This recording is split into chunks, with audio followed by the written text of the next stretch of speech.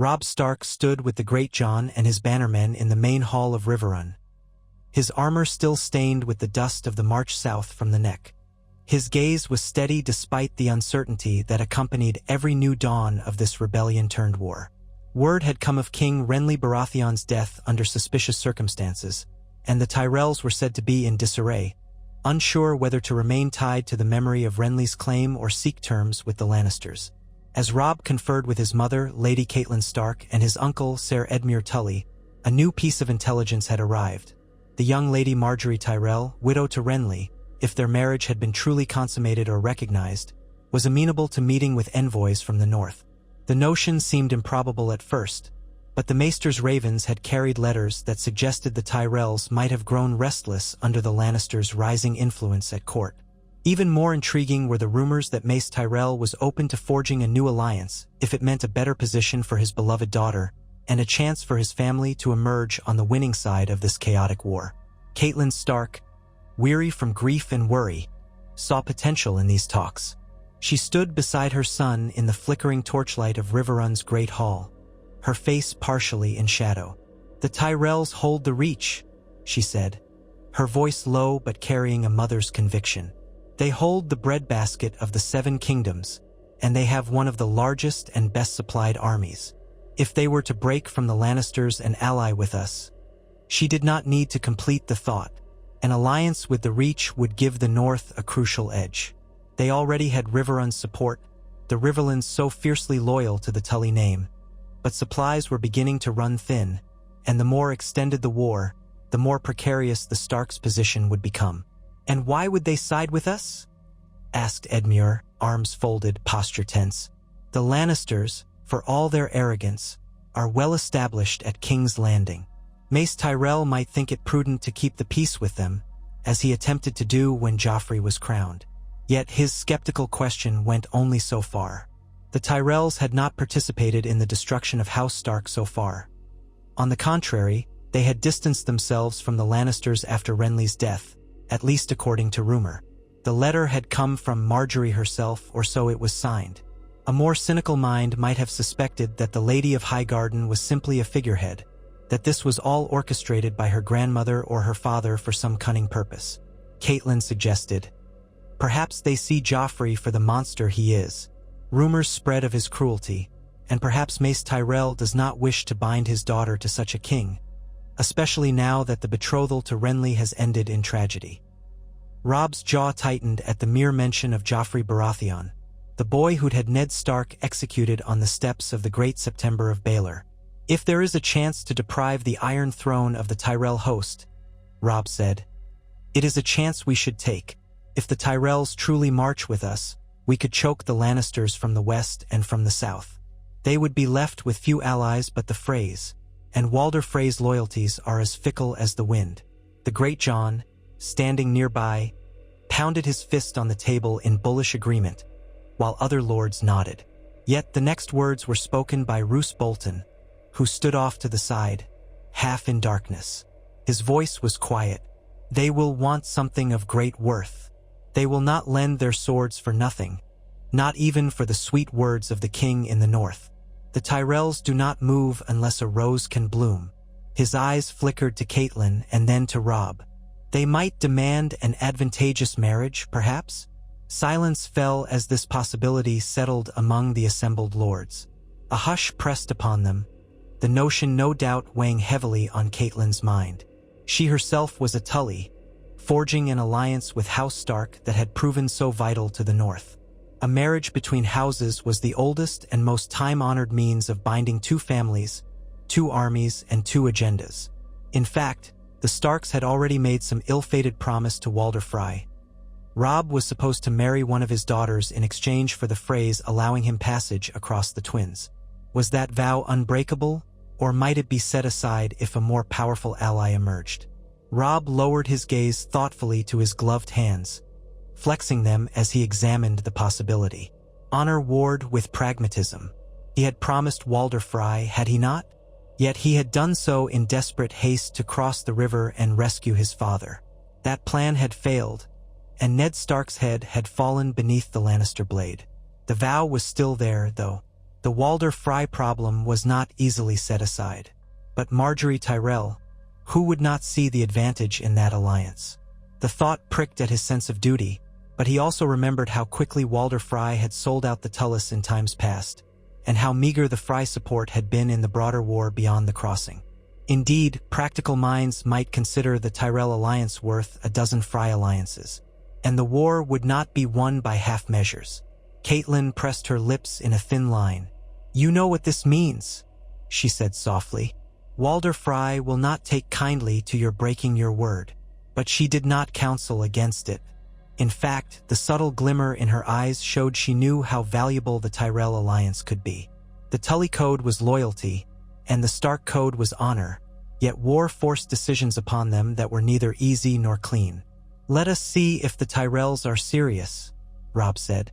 "And if they are, we must decide how best to cement such an alliance. I will do what is needed for the North." Thus, over the next fortnight, a flurry of ravens flew between Riverrun and Highgarden. Lady Margaery's letters were always politely worded, demonstrating poise that belied her youth. She spoke of the cruelty of King Joffrey and the plight of the people in the Reach. How many in the Reach had no love for the Lannisters, especially after the humiliations suffered when Lord Tywin had refused to intervene for Renly's cause? Or so the letters said. The true impetus came from Olenna Tyrell, the Queen of Thorns, who orchestrated every nuance of the negotiations from behind the scenes.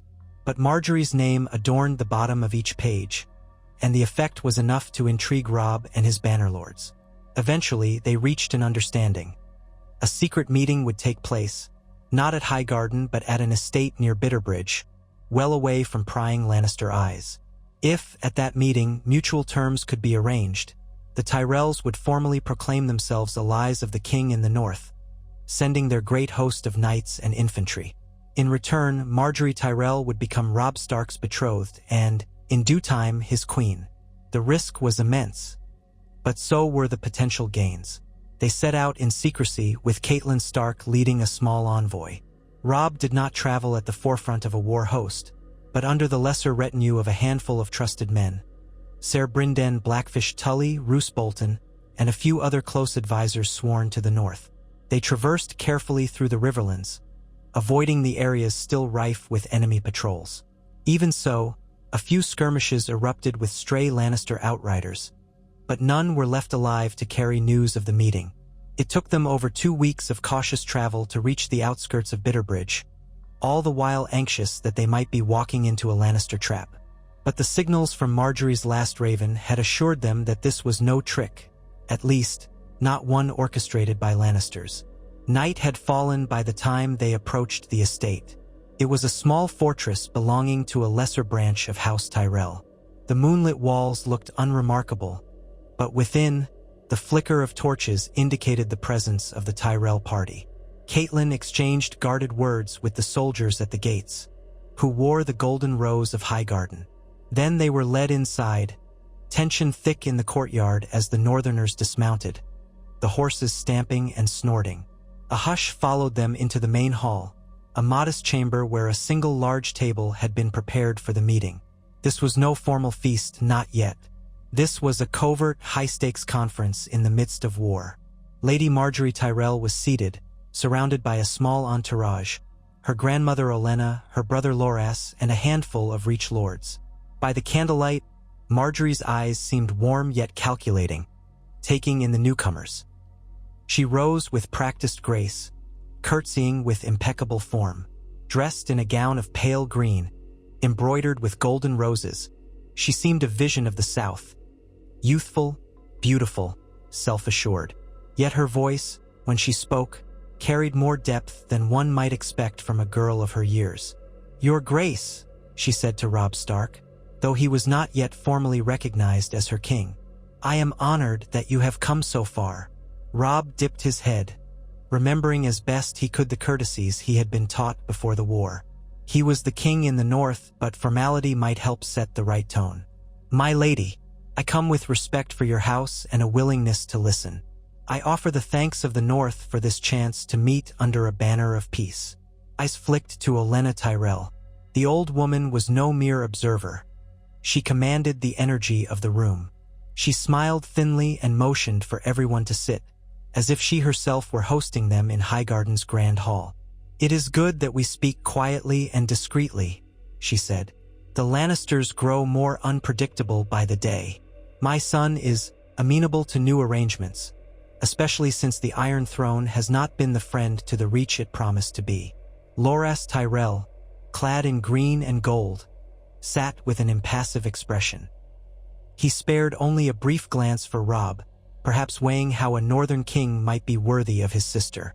For a moment, the tension in the room was palpable, as though swords might be drawn if one word were amiss. But negotiations proceeded, with Catelyn and Olenna leading much of the discussion. The Tyrell demands were significant but not unexpected. They wanted recognition of Margaery Tyrell as the queen in the north and official ties that would secure the rights of the Reach. They wanted trade routes reopened to the north under favorable tariffs. They wanted some spoils of war, lands perhaps, or rights to certain territories in the Crownlands, should they succeed in toppling the Lannisters entirely. In return, they offered their considerable might, promising to draw much of their force from Highgarden and the various bannermen of the Reach. They also offered the bounty of their harvests to feed the war effort, something the North badly needed. Through all this, Margaery herself spoke with a measured courtesy. "I have no wish to see more bloodshed than necessary," she said at one point, her eyes flicking from Catelyn to Robb. "But we must see this war through for the sake of the people, not merely for vengeance. The Lannisters show no mercy. They have cut a path of cruelty across the Riverlands and beyond. Perhaps a new path can be forged, one founded on justice." Robb nodded, though he felt a pang of cynicism. War was rarely about justice, it was about power. Yet he felt a cautious admiration for Margaery's poise. He did not know if it was genuine empathy or a political performance, but in either case, she was a formidable presence. And she was offering him and the North exactly what they needed: a strong ally to check the Lannisters in the south. Over hours of talk, the final arrangement took shape. Margaery Tyrell would wed Robb Stark within the fortnight, forging a bond that neither Walder Frey nor Tywin Lannister could easily sunder. Word would be sent to Mace Tyrell, who would dispatch his armies to join Robb's in the Riverlands, after which they would coordinate a push toward King's Landing, or perhaps Harrenhal first, depending on what opportunities the war presented. It was all hammered out in detail, each side conscious of the risk but seduced by the possibility of triumph. When at last the agreement was reached, Olenna Tyrell leaned back, regarding Robb with shrewd eyes. "Well then, I suppose we should toast to the future king and queen in the north," she said. "Let us hope that these alliances fare better than poor Renly's did." Margaery's expression flickered, just briefly, at the mention of her deceased husband. She lowered her gaze respectfully, but said nothing. Robb nodded solemnly. He could sense the finality in the air. In that moment, they effectively bound themselves to an all-or-nothing venture. Unite the North and the Reach or die trying. After that night, ravens flew swiftly, carrying coded messages to Highgarden. Meanwhile, Robb and his party departed the estate with Margaery and her entourage. They traveled northward toward Riverrun, taking a circuitous route to avoid enemy scouts. Along the journey, Robb found himself riding alongside Margaery from time to time. She was gracious, asking about life in Winterfell, about the culture of the North, about the loyalties of the Bannermen. Robb answered as best he could, wary of revealing too much, but also aware that this woman was to be his wife. He found her curiosity refreshing. He was used to the stark practicality of the North, and if there was a bit of southern vanity in Margaery's questions, it was tempered by a genuine interest in forging unity. Her courtesy extended to the men around Robb, as well, particularly to the Great John, whose hearty laughter and bawdy tales made her smile. She even managed to coax a rare smirk from Roose Bolton, though Robb found that more disconcerting than heartening. At last, the day of the wedding arrived. They had chosen Riverrun as the site, for it was both a strategic location and the seat of House Tully. Lord Hoster Tully's health was failing, but Edmure Tully had done his best to prepare a modest feast, or at least as grand a feast as one could manage in war-torn times. The Riverlords gathered, uncertain at first about a Tyrell bride for Robb Stark. But once they heard that the Tyrell armies were already mustering, the mood shifted. Soldiers marched under the golden rose of Highgarden, appearing in the Riverlands in carefully coordinated stages. Knights of the Reach arrived, fanning out and reinforcing the battered strongholds along the way. The cheers of small folk rose as well, for they hoped that the Tyrell alliance might put an end to the Lannister terror. Above all, the arrival of wagons laden with supplies from the southern harvest, grain, fruits, salted meats, did wonders for morale.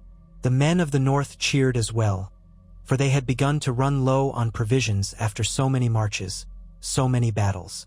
When Margaery Tyrell walked to the sept at Riverrun, she wore a gown that mixed the heraldry of both houses. Subtle gray embroidery reminiscent of direwolves, entwined with the golden roses of her own house. She moved with quiet composure, her face calm beneath a modest veil. The assembled lords and ladies watched, curious, uncertain.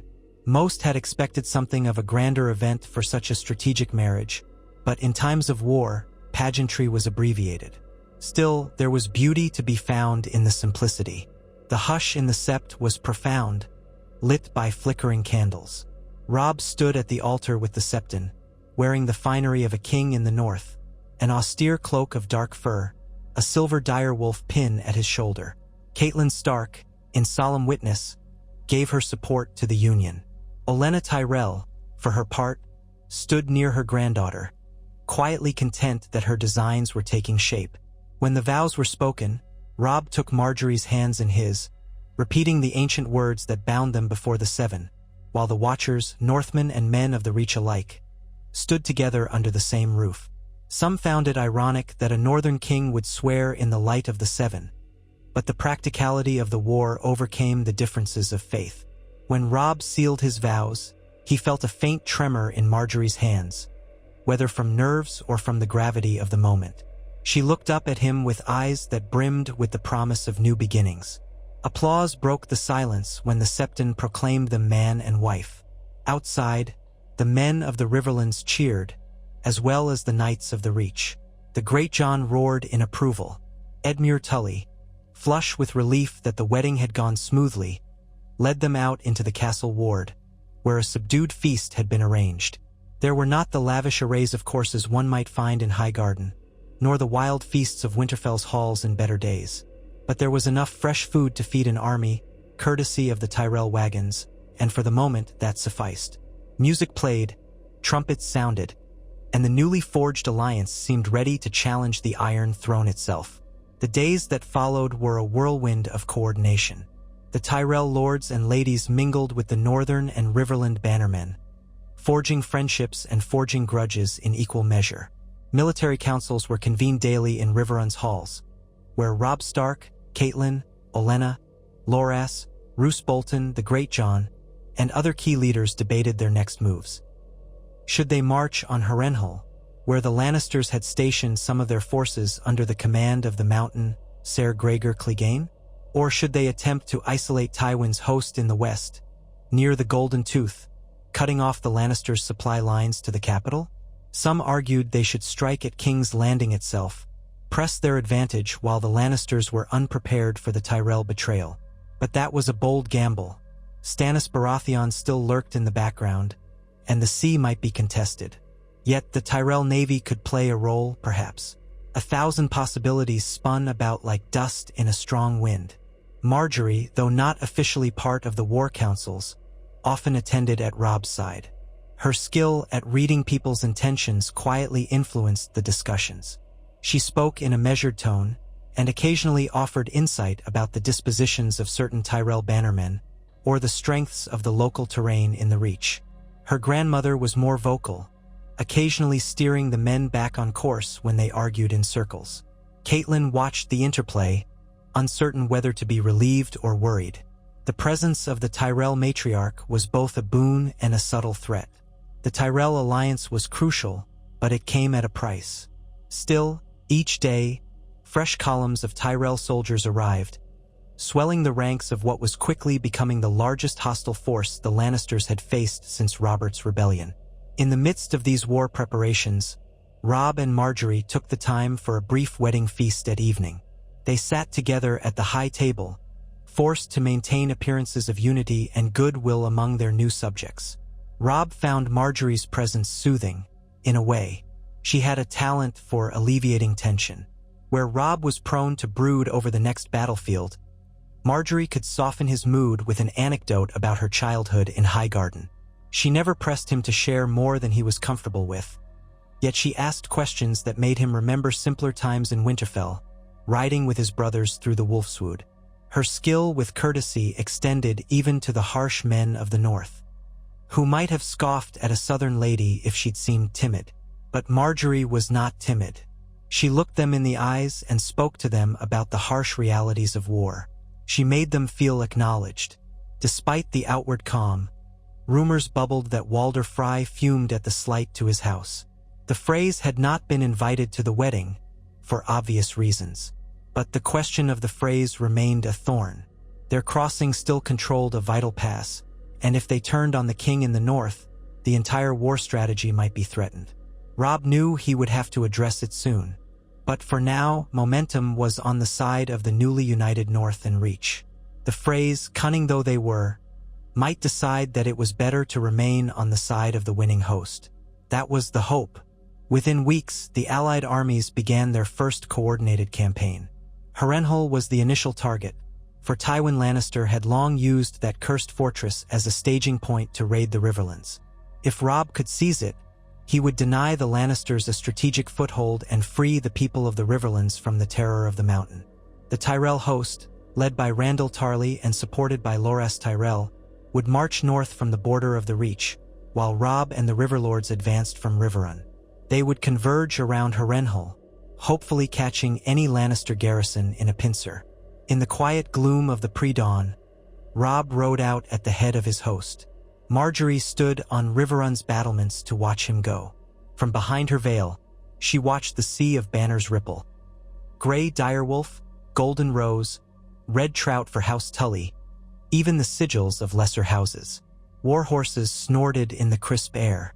Robb had told her he did not wish to subject her to the dangers of the battlefield if it could be avoided, but he promised to keep her informed. She nodded, understanding that her role was in forging unity, not leading troops. Her brother Loras, on the other hand, rode forth with armor shining, a white cloak streaming behind him. He was as determined as any knight of the Reach to avenge Renly, even if that meant forging a new cause under the king in the north. Though the alliance was still fresh, the combined army moved with surprising coordination. Scouts fanned out, ensuring that no Lannister outriders would ambush them. Supply trains from the Reach rumbled along the roads, distributing provisions that kept morale high among the foot soldiers.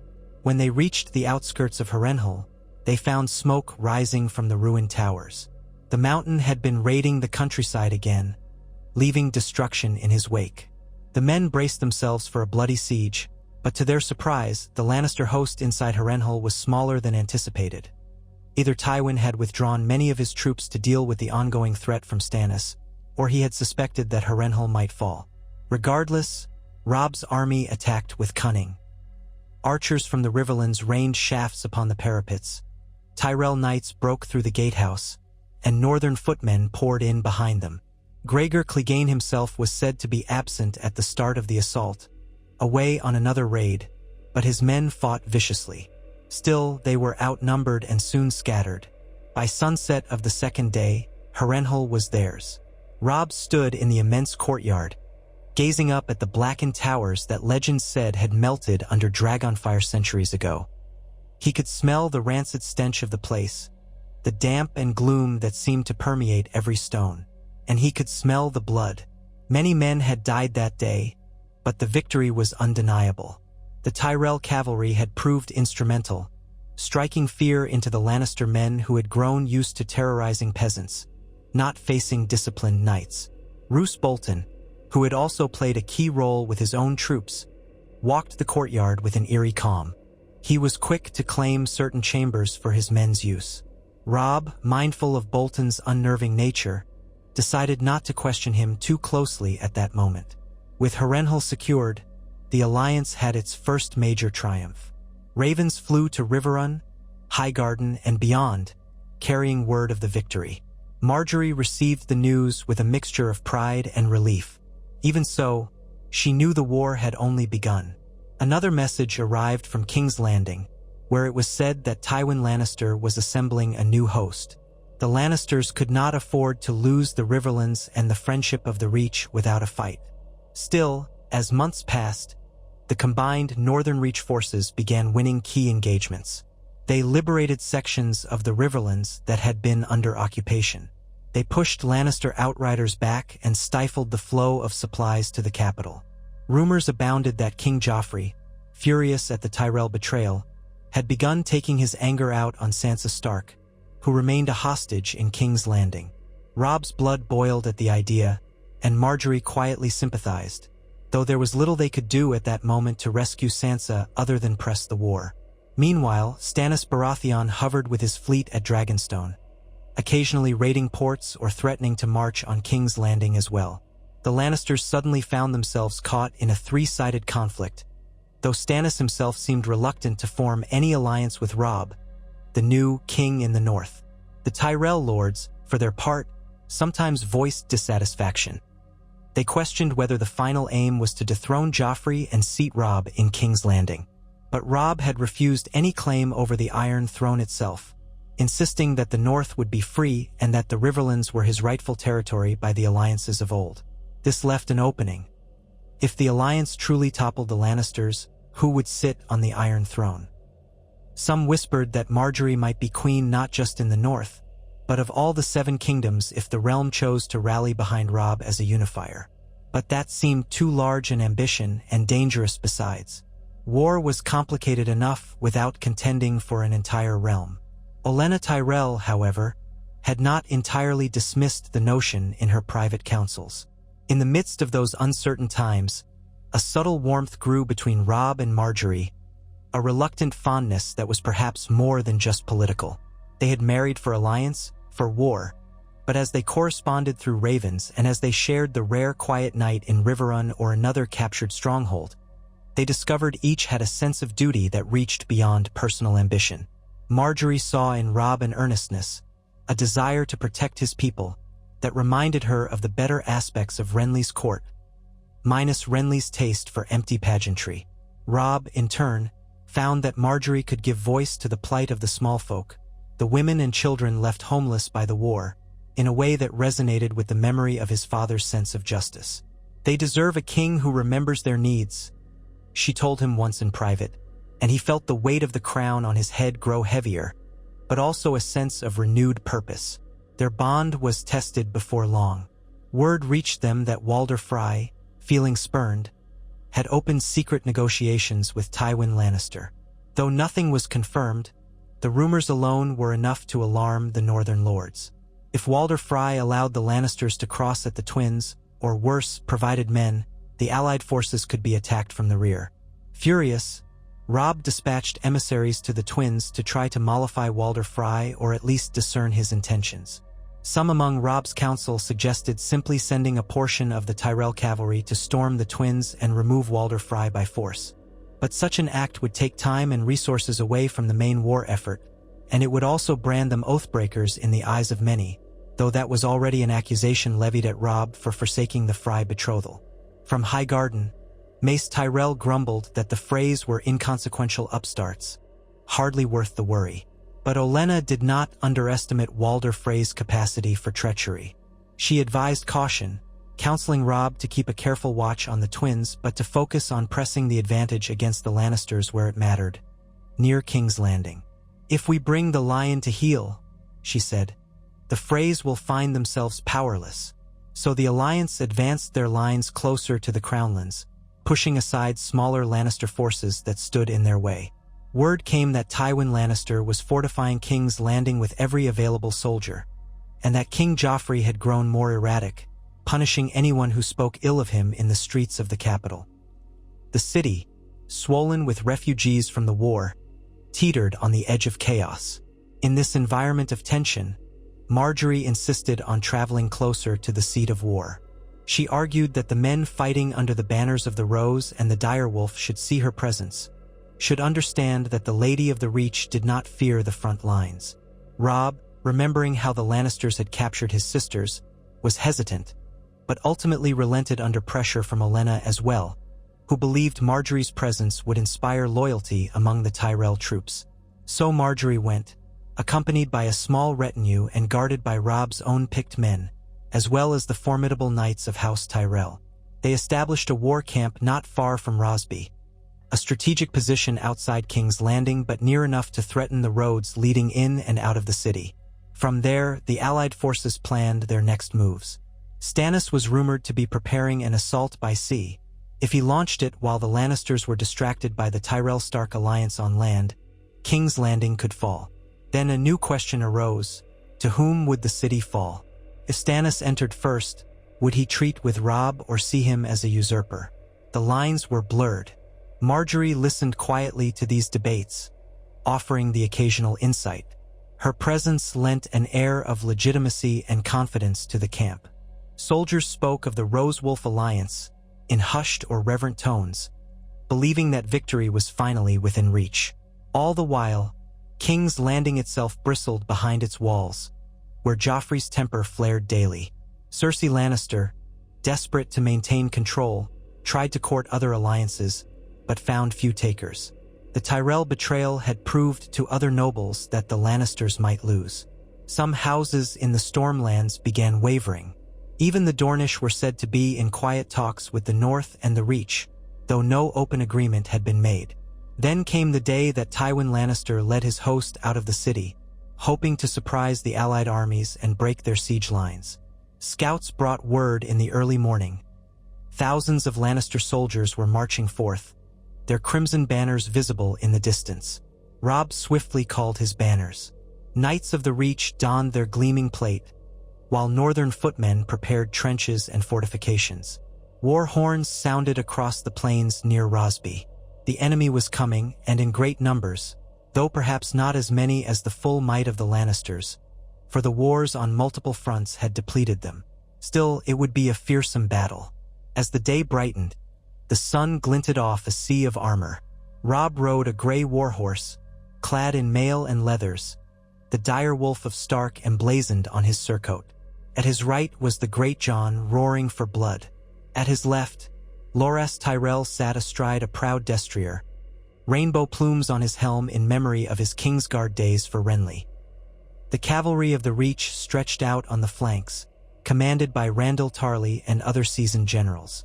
In the center, the main northern host formed shield walls, bristling with spears, commanded by the likes of Roose Bolton and the Karstarks. A hush of anticipation settled over them as they waited for the Lannister lines to come within range. When the horns finally sounded the charge, it was like thunder.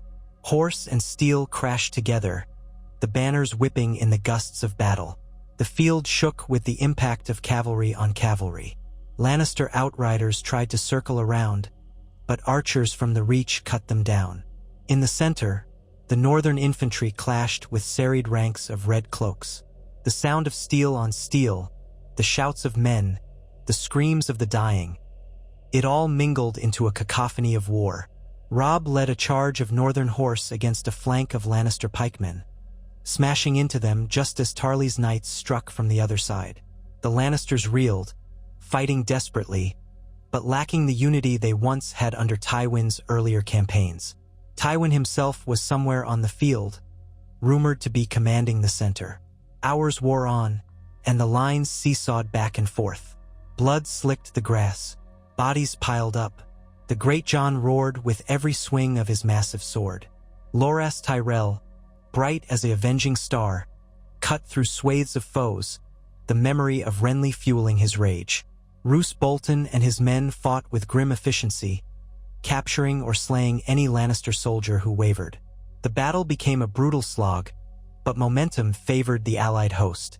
As dusk crept in, the Lannisters began to falter.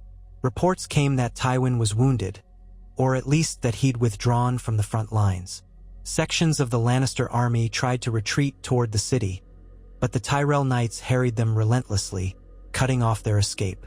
By nightfall, the battlefield belonged to the Direwolf and the Rose. Bonfires lit the carnage, and cheers from the Allied army rose in fits and starts, tempered by exhaustion and the sheer horror of the day's slaughter. In the aftermath, Tywin Lannister was nowhere to be found. Some claimed he had escaped with a handful of his loyal knights. Tens of thousands of men littered the field, dead or wounded. Margaery Tyrell, who had remained in the rear for safety, emerged with a retinue of healers to tend the injured. She moved among the tents, comforting the dying and thanking the living for their bravery. Many men, both from the north and the Reach, would never rise again. Yet the victory was unquestionable. King's Landing now lay bare to siege, with no large force left to defend it. A war council convened at dawn the next day. Some lords argued they should press the advantage immediately, storm the city, and topple Joffrey. Others cautioned that King's Landing had formidable walls and more defenders than they realized. A siege could be protracted, and the city's population might suffer. Meanwhile, Stannis might use the chaos to claim the capital himself. They debated fiercely. Eventually, a decision was reached to tighten the noose around King's Landing, sealing off roads and river routes, while sending envoys to propose a conditional surrender. If Joffrey would relinquish the throne and free the Stark girls, perhaps the city would be spared a sacking. Though none expected Joffrey to agree, it was worth the attempt. The small folk might turn on him if he refused peace. Ravens carried the offer to the Red Keep. The reply was as they expected: curses, threats, and a refusal. Joffrey declared that Robb Stark and Margaery Tyrell were traitors. He promised them both the headsman's block. Still, the city had little relief in sight. The seas to the east were patrolled by Stannis' fleet, and the roads to the west were blocked by the Stark-Tyrell alliance.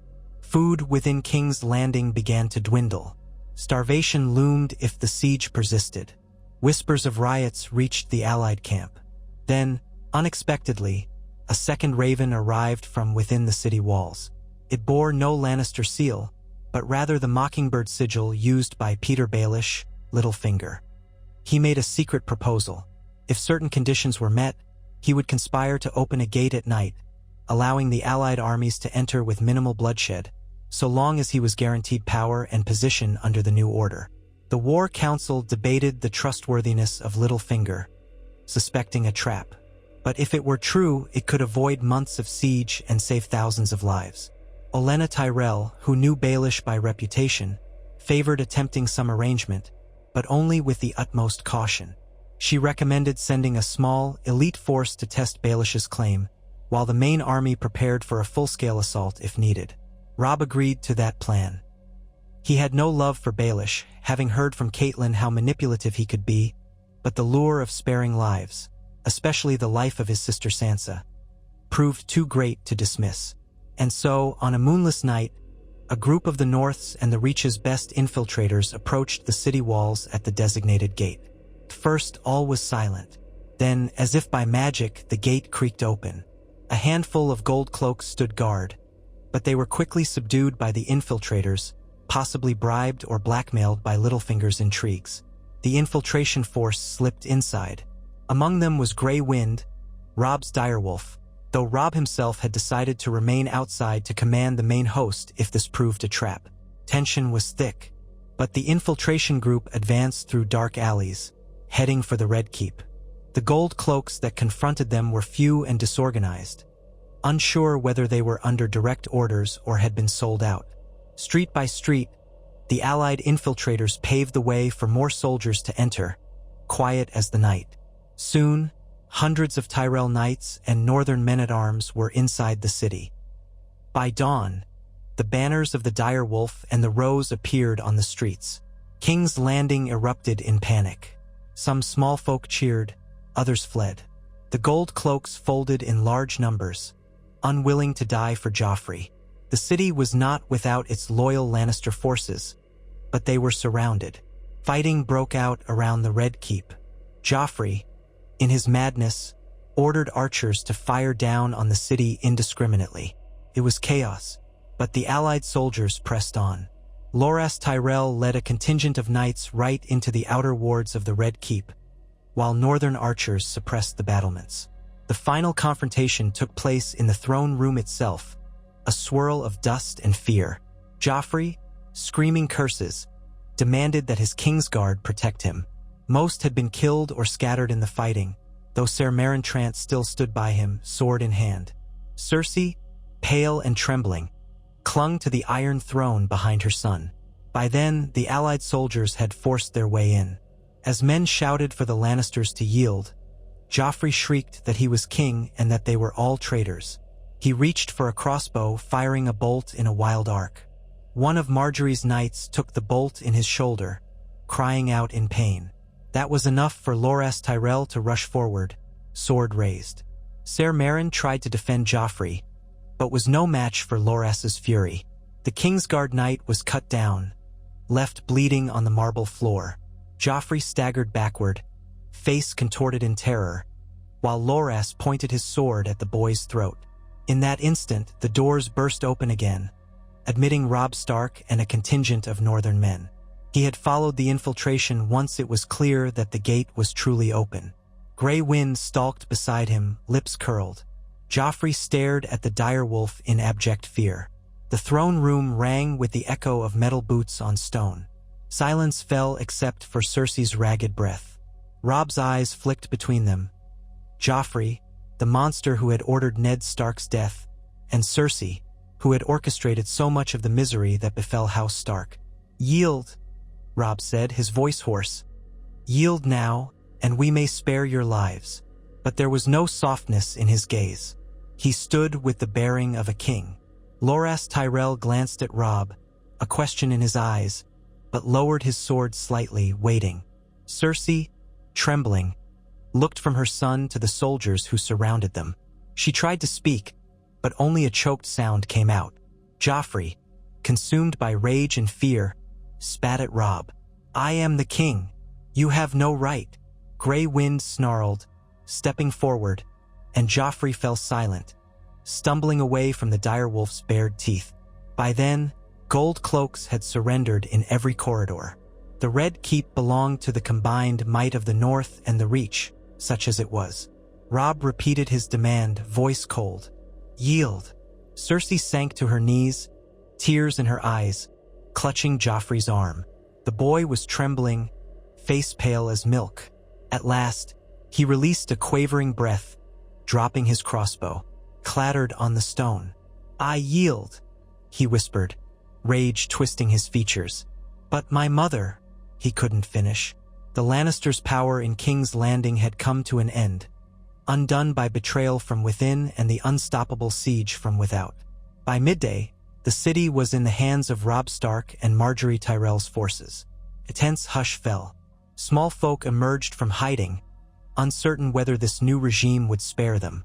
Chaos and looting threatened, but Margaery arrived swiftly to the Red Keep's gates, urging the Tyrell Knights to maintain order, urging the northern men to treat the city's small folk with mercy.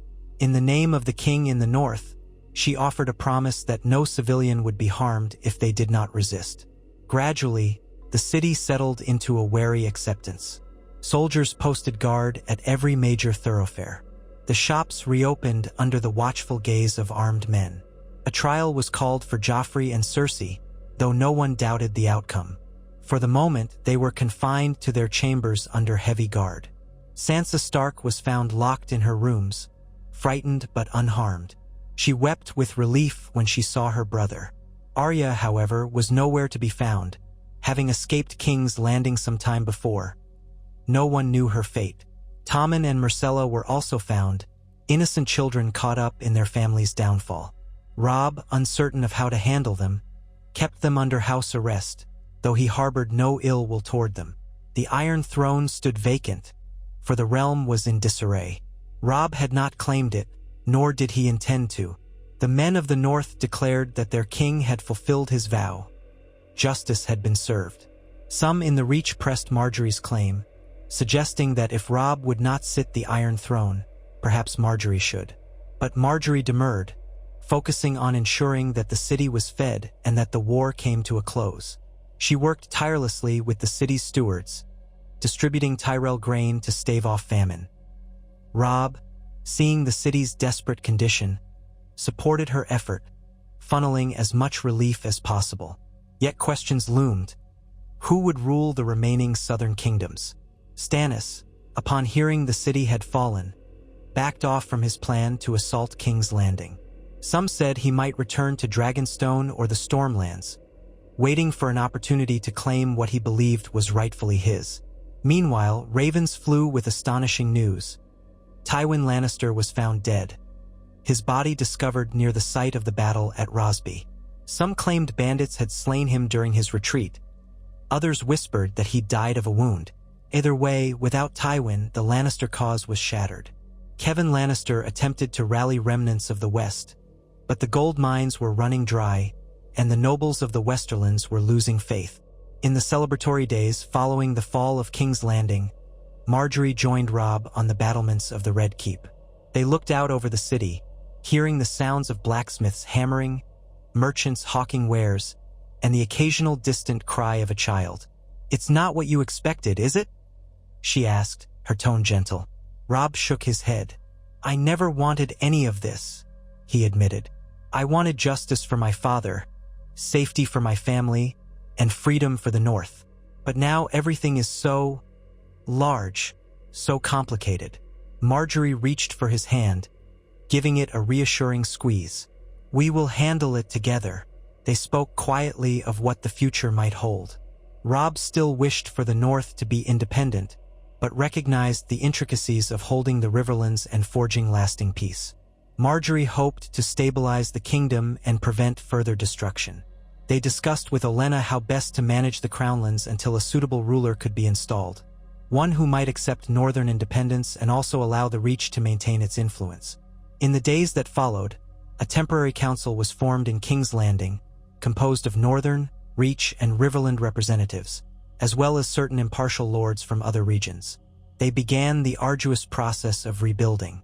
The small folk soon learned that bread was being distributed under the supervision of Queen Margaery's men, as many had begun calling her.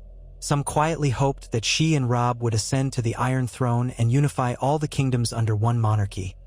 But Robb held firm in his convictions, at least for the moment. The realm was battered by war, and the scars would last generations. Trials commenced for those loyal to Joffrey's regime who had committed atrocities. Men like Ser Marentrant had already fallen in battle. Others, who had taken part in the slaughter of small folk, found themselves facing northern justice, which could be quite severe. Cersei and Joffrey stood trial for their role in Ned Stark's execution and the war crimes committed under their rule. Cersei, forced to stand in rags before lords who once bowed to her, spat venom at them. Joffrey raved and threatened them all with the headsman. Nonetheless, the verdict was inevitable. They were found guilty of regicide, Robert Baratheon's death, and treason against the rightful cause of the realm, though the concept of rightful cause was murky. Joffrey, defiant to the last, was executed by a northern headsman, ironically echoing the method of execution he had inflicted upon Ned Stark. The watchers in the throne room stood silent, though some among the city's small folk jeered. Cersei collapsed in grief and despair, cursing the Starks, the Tyrells, and the entire realm. She, too, was sentenced to die, though some called for leniency in the case of Myrcella and Tommen. In the end, it was decided that the children would be spared but disinherited, likely sent to live a quiet life under close watch, never to threaten the realm again. With House Lannister broken, news spread across the Seven Kingdoms that the king in the north and his Tyrell queen had taken King's Landing. Some houses in the Crownlands bent the knee, hoping to avoid retribution.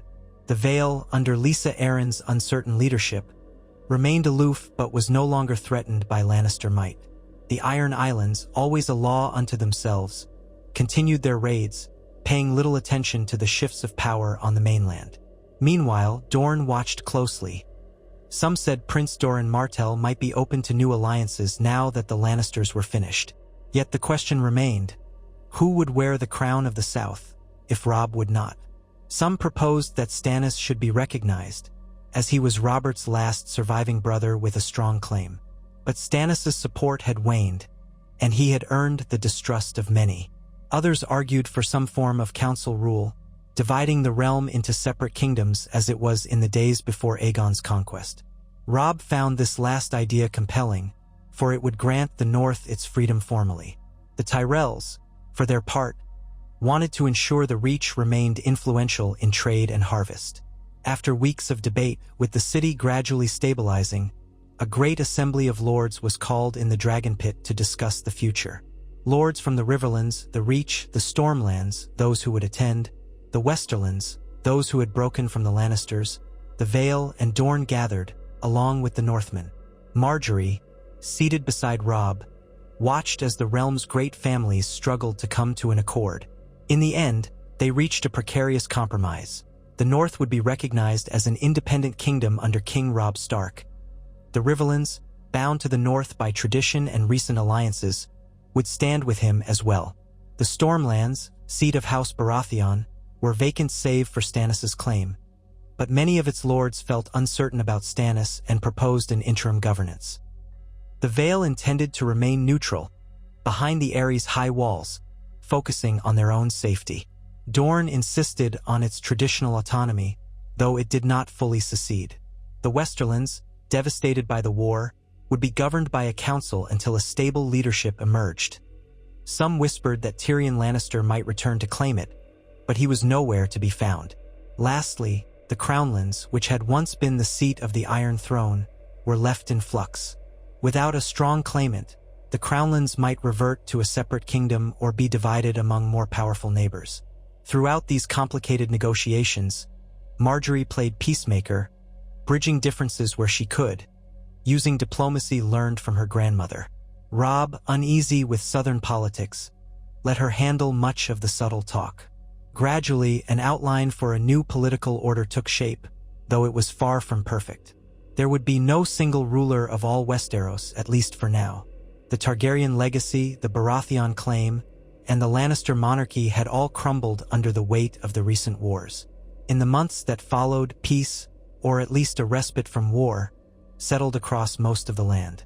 Robb and Margaery, having secured the city and the main impetus of conflict, made plans to return to the north. For though they still maintained a presence in King's Landing to oversee the transition, the north was Robb's true home. It was time for him to see if Winterfell could be rebuilt. Word had come of the Ironborn occupying it, then burning it. He did not know the fate of his brothers, Bran and Rickon, or the bastard Jon Snow, rumored to be at the Wall. Those were pressing concerns. Margaery, for her part, was ready to experience the far north, to see if the southern rose could truly blossom in winter's land. She knew it would be a harsh journey, but she believed it necessary to help unify the realm she had now joined by marriage. They departed King's Landing with a large retinue, leaving behind certain trusted Tyrell and northern commanders to keep order. Sansa Stark accompanied them, eager to leave the city of her nightmares and praying that Arya might be found. Catelyn Stark, who had endured so much heartbreak, wept tears of relief that the war seemed near its end, at least for her family. Olenna Tyrell chose to remain south, seeing to the re-establishment of stability in Highgarden and ensuring the Tyrells' new domain in the Crownlands. Randyll Tarly stayed in King's Landing for a time, acting as a quasi-warden for the city, ensuring that no opportunistic lords seized the vacuum. The journey northward took weeks, passing through the Riverlands, still scarred by the war, but slowly healing. Seeing the devastation made Margaery reflect on the cost of their victory, and Robb silently shared her sorrow. At the Twins, they found Walder Frey anxious to placate the new power in the realm. The old man groveled before Robb, who maintained a cold politeness but offered no real warmth. There was no forgiveness for Frey's attempted treachery, but, for the moment, Robb simply needed safe passage to the north. The Freys complied, and the tension in the crossing was almost palpable. Beyond the neck, the air grew chill. One morning, Margaery woke to find a thin layer of frost on the tents, a sign of the colder climate she would soon call home. Farther still, they reached Winterfell. The sight made Robb's stomach twist. The castle walls were blackened with soot. The great keep partially collapsed from the Ironborn occupation. Ghostly towers loomed. Yet, among the ruins, there were signs of rebuilding. Small folk who had returned, trying to re-establish their lives. A hush fell over the party as they entered the once-proud courtyard. Margaery, her cloak pulled tight, gazed up at the battered towers. She could feel the weight of Robb's pain. That night, the Starks and their entourage took shelter in the partially rebuilt Great Hall. Fires crackled in hearths that had once welcomed the warmth of family feasts. The mood was somber, though a certain relief settled in Robb's chest to be home at last. As the evening wore on, he took Margaery's hand and led her through the ruined corridors. The wind whistled through the stone archways, carrying the distant howls of wolves, perhaps real wolves, or maybe just the echoes of old ghosts. Robb stopped near what had once been the training yard, where he and Jon had sparred with wooden swords, where Bran had watched from atop the walls, where their father had taught them the ways of honor. All of it was gone now, torn apart by war. Margaery watched him, her eyes full of compassion, as he ran his hand along the cracked stone. Snow started to drift down, light flakes dancing in the torchlight. "This is Winterfell," he said quietly, his breath fogging in the cold air. "This is my home. One day it will stand again."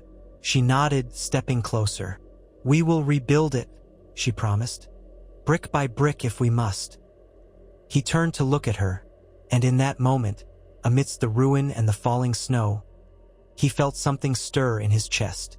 Perhaps it was gratitude or love, or simply the recognition that he was no longer alone in his burdens. Without further words, he pulled her gently into an embrace. For a moment, the war and its horrors seemed distant, as though the snows of the north might cover all wounds in time. In the weeks that followed, their attention turned to the labor of reconstruction. Using the north's now stable trade routes with the Reach, wagons of supplies began making their way to Winterfell. Skilled artisans accompanied them, all arranged by Margaery's coordination with her southern allies. It was a daunting task, rebuilding a castle while winter threatened. But, ironically, the presence of Margaery, a southern queen, inspired the small folk. If she could endure the cold, if she could stand by the king in the north amid the ruin, then perhaps hope remained. Slowly, the walls were shored up, the gates repaired. The library that once burned was begun anew, with scribes collecting surviving books and scrolls from across the realm. The crypts below Winterfell remained untouched, their secrets lying in the darkness, bearing the remains of the ancient Stark kings. Meanwhile, news from the wider world continued to arrive. In King's Landing, Randyll Tarly had clashed with certain lords who resented the new order, but the city was calmer than it had been in years. Stannis, still in Dragonstone, demanded recognition as rightful king of the Undulls and the First Men, but he lacked the forces to challenge the Northreach alliance. The Vale kept to itself, and Dorne maneuvered for advantage in the uncertain southern politics. Far to the east, rumors of dragons persisted, but these were half-whispered tales that few believed. The Iron Islands remained a threat, their raiders harassing the western coasts, though talk of peace negotiations with the new Westerlands Council emerged. In the north, the greatest threat loomed not from men, but from the unnatural cold creeping down from beyond the wall. Robb heard tidings from the Night's Watch that strange events were unfolding. Winter was coming, more dire than any in living memory. Margaery, hearing these tales, felt a twinge of fear, recalling the old stories of the Long Night. But for the moment, those concerns remained distant rumors. The realm had warred enough, and the scars needed time to heal. Time passed, and Winterfell continued its slow rebirth. Margaery, adapting to northern life, gradually won over even the most skeptical lords. She arranged for greenhouses to be built in the glass gardens, drawing on Tyrell horticultural expertise to help the north have fresh produce, even in the cold. She spoke kindly with the wives and daughters of the northern houses, forging bonds that had never been considered possible before. She visited the Stark lands around Winterfell, distributing supplies where needed, bridging the gap between south and north as best she could. The people began to speak of her with affection, calling her the Winter Rose. Robb, always mindful of the responsibilities that came with kingship, spent much of his time dealing with matters of law and order in his newly expanded domain. The Riverlands required a firm hand to restore roads and farmland. The northern clans required leadership to keep them united. Occasionally, he would receive entreaties from southern lords wanting to rejoin the kingdom or to marry one of their daughters into the new royal family. He responded with care, deferring to Margaery on the more delicate points of southern etiquette. In private moments, the couple found solace in each other. Though their marriage had been forged by war, it evolved into a genuine partnership with deepening respect and affection. Margaery learned the ways of the direwolf, even taking an interest in the pups that roamed near the castle. Robb, in turn, allowed himself to laugh again, to imagine a future for his people where the North might thrive in peace. Memories of Ned, of the war, still haunted him, but Margaery's presence softened the harshness of those memories. She never tried to replace his family, but she became part of it, connecting the Old North to the New South in ways that few thought possible. Occasionally, ravens arrived from King's Landing, requesting their presence for grand councils or negotiations. But over time, as the new order stabilized, the kingdom recognized that the North was truly separate. Robb remained king in the North, and Margaery his queen, forging a legacy that might endure. If the realm at large needed guidance, it had a patchwork of councils and local rulers. Perhaps in time, the Seven Kingdoms would reunite, or perhaps they would remain divided as they were before Aegon's conquest. For now, stability was all that most people wanted. One crisp morning, Margaery stood on the ramparts, gazing out over the snows that blanketed the fields around Winterfell. The air was frigid, but she had grown used to wearing heavy furs. The crispness of the North had a certain beauty to it, she realized, a stark purity that demanded respect. She remembered the gardens of Highgarden, vibrant and lush. She wondered if her grandmother was well, if her father was content with the new trade routes and alliances. She wondered, too, if the day might come when she could show the wonders of the South to her new family, traveling freely without fear of war. As she reflected on these thoughts, Robb approached, placing a warm cloak around her shoulders. "It's cold," he said gently, standing beside her. "It is," she agreed, "but beautiful. Sometimes I think this alliance was as unlikely as a rose blooming in snow." Robb nodded, gazing at the blanketed forests beyond. Sometimes the unlikely alliances are the strongest. They grow from necessity, but endure because they learn from each other's strengths. She smiled at him, then turned her gaze northward. Far, far in the distance lay the Wall and the Mysteries beyond. A gray sky stretched across the horizon.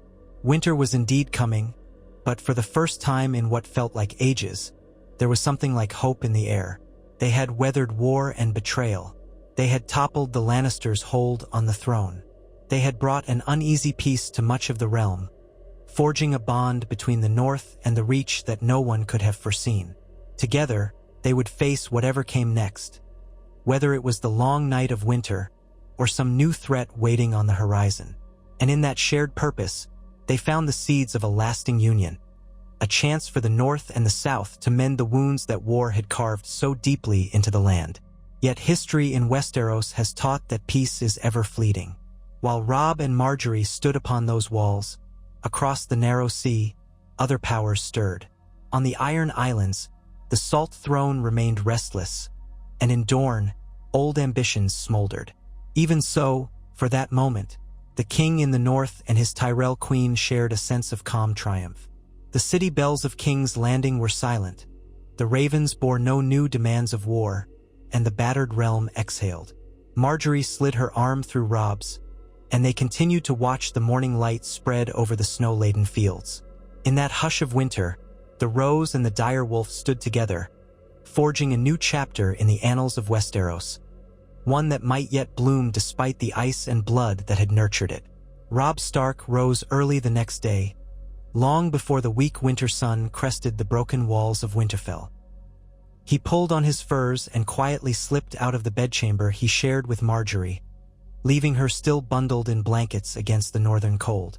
He found Grey Wind in the corridor, the direwolf's ears pricking forward, ever watchful. Together, they descended the stairs and moved through the dim, frigid corridors to emerge into what had once been the heart of Winterfell. Snow drifted over the courtyard, transforming the wreckage of charred timbers and crumbled stone into a haunting sketch of white on black. Here and there, small folk and laborers stirred about their tasks, clearing rubble, carting stones, piling wood. A few builders and masons from the Reach, sent north by the Tyrells, labored among them, stamping their feet to keep warm. Robb nodded to them, noticing how they exchanged uncertain smiles. Most had never been so far north, and none had experienced a winter that bit so fiercely, even if the true winter had not fully settled in yet. It was testament to Margaery's efforts that these southern artisans had volunteered for so demanding a venture. Some had come for coin, others for curiosity, and still others for the prestige of being the ones to help rebuild the storied seat of House Stark. They'd have stories enough to last a lifetime. He made his way to the Godswood, passing the half-mended breach in the wall along the way. The air seemed still in the old grove.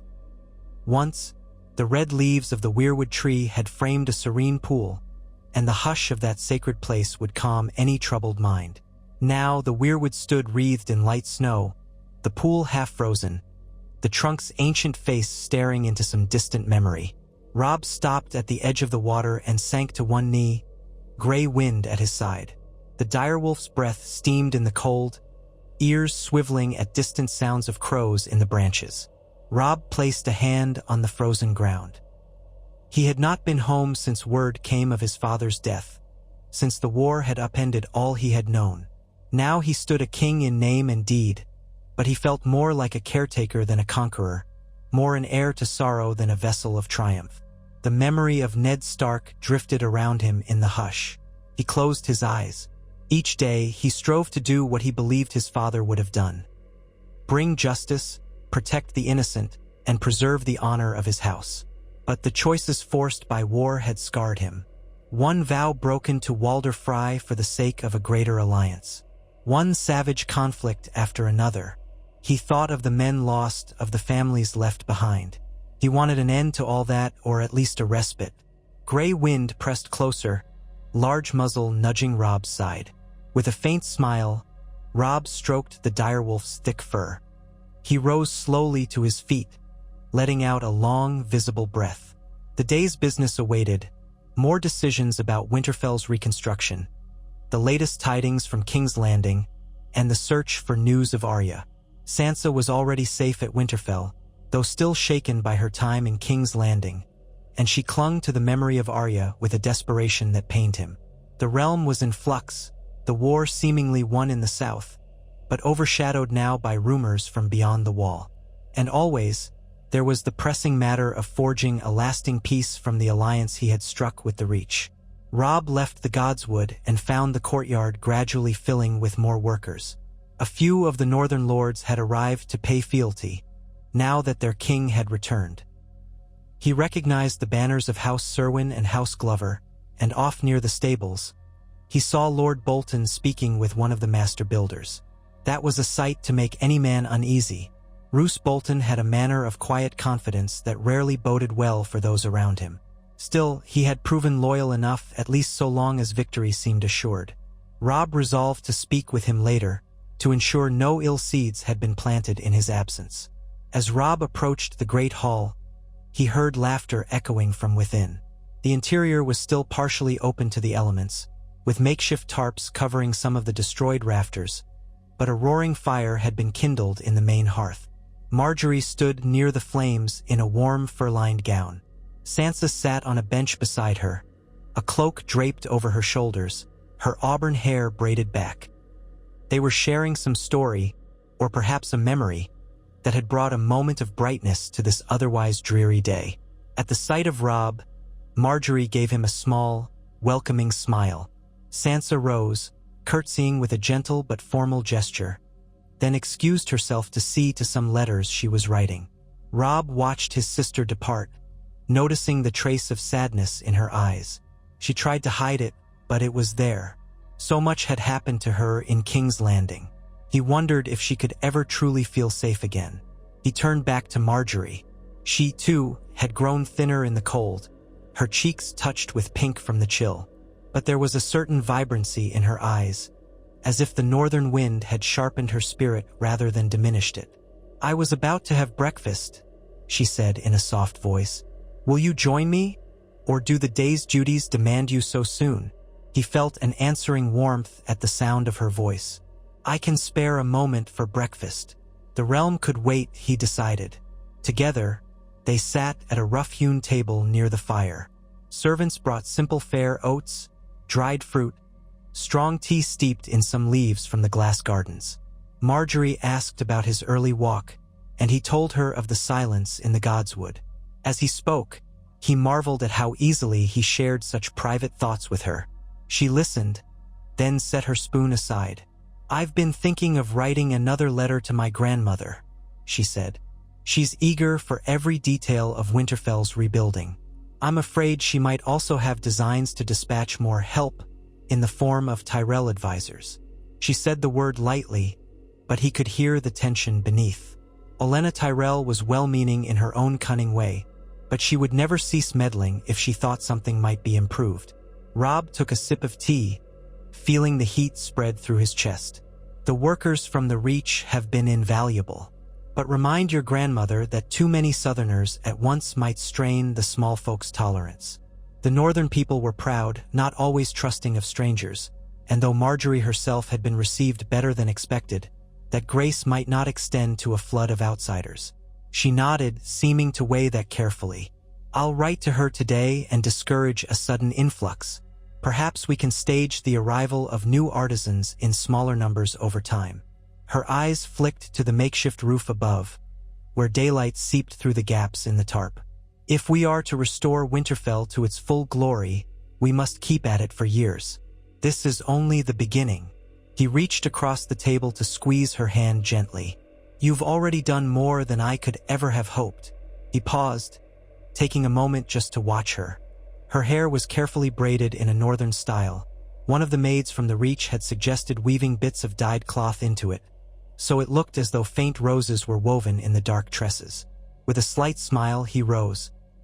"I'll speak with the men about hauling more stone from the nearby quarry. We'll see if we can salvage any timbers from the forest. We need a supply chain that can handle more than just repairs." "Of course," she answered.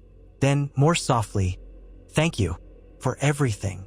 She seemed to want to say more, but instead she rose, too, and excused herself to compose her letter.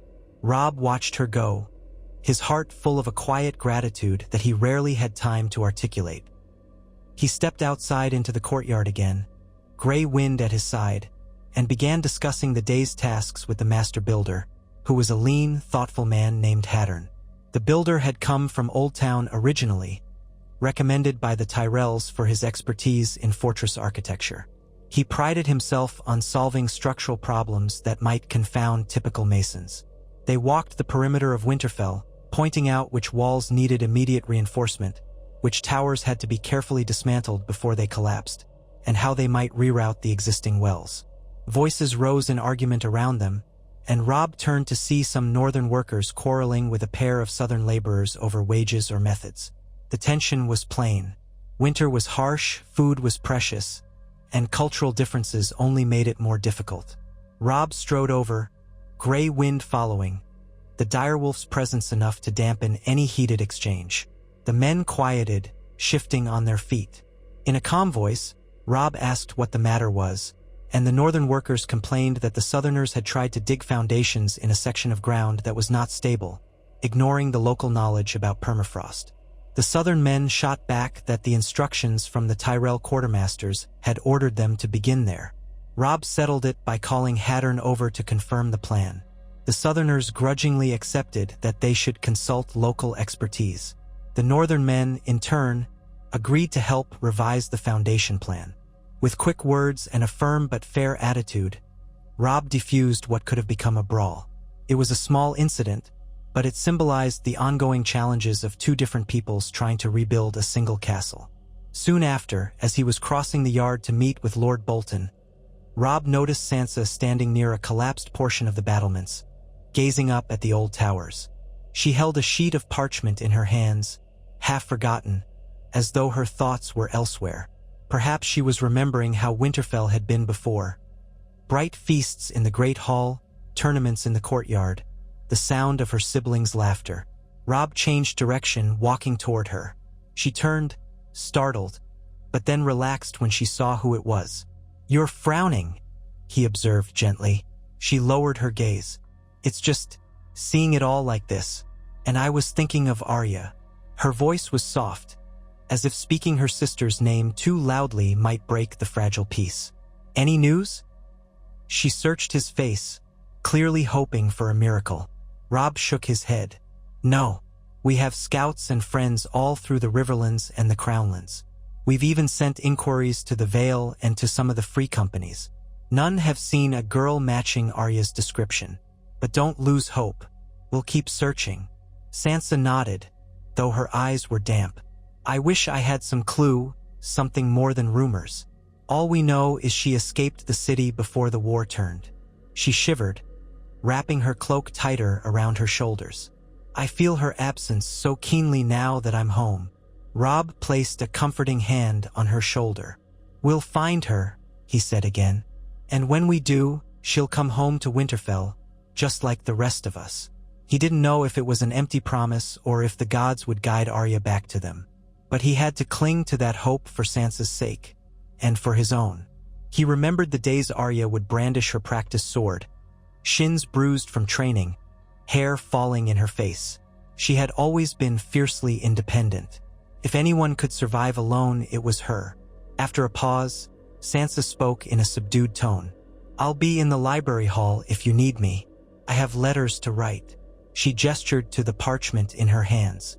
Margaery and I thought it might be wise for me to contact some of the Riverlords I became acquainted with at King's Landing.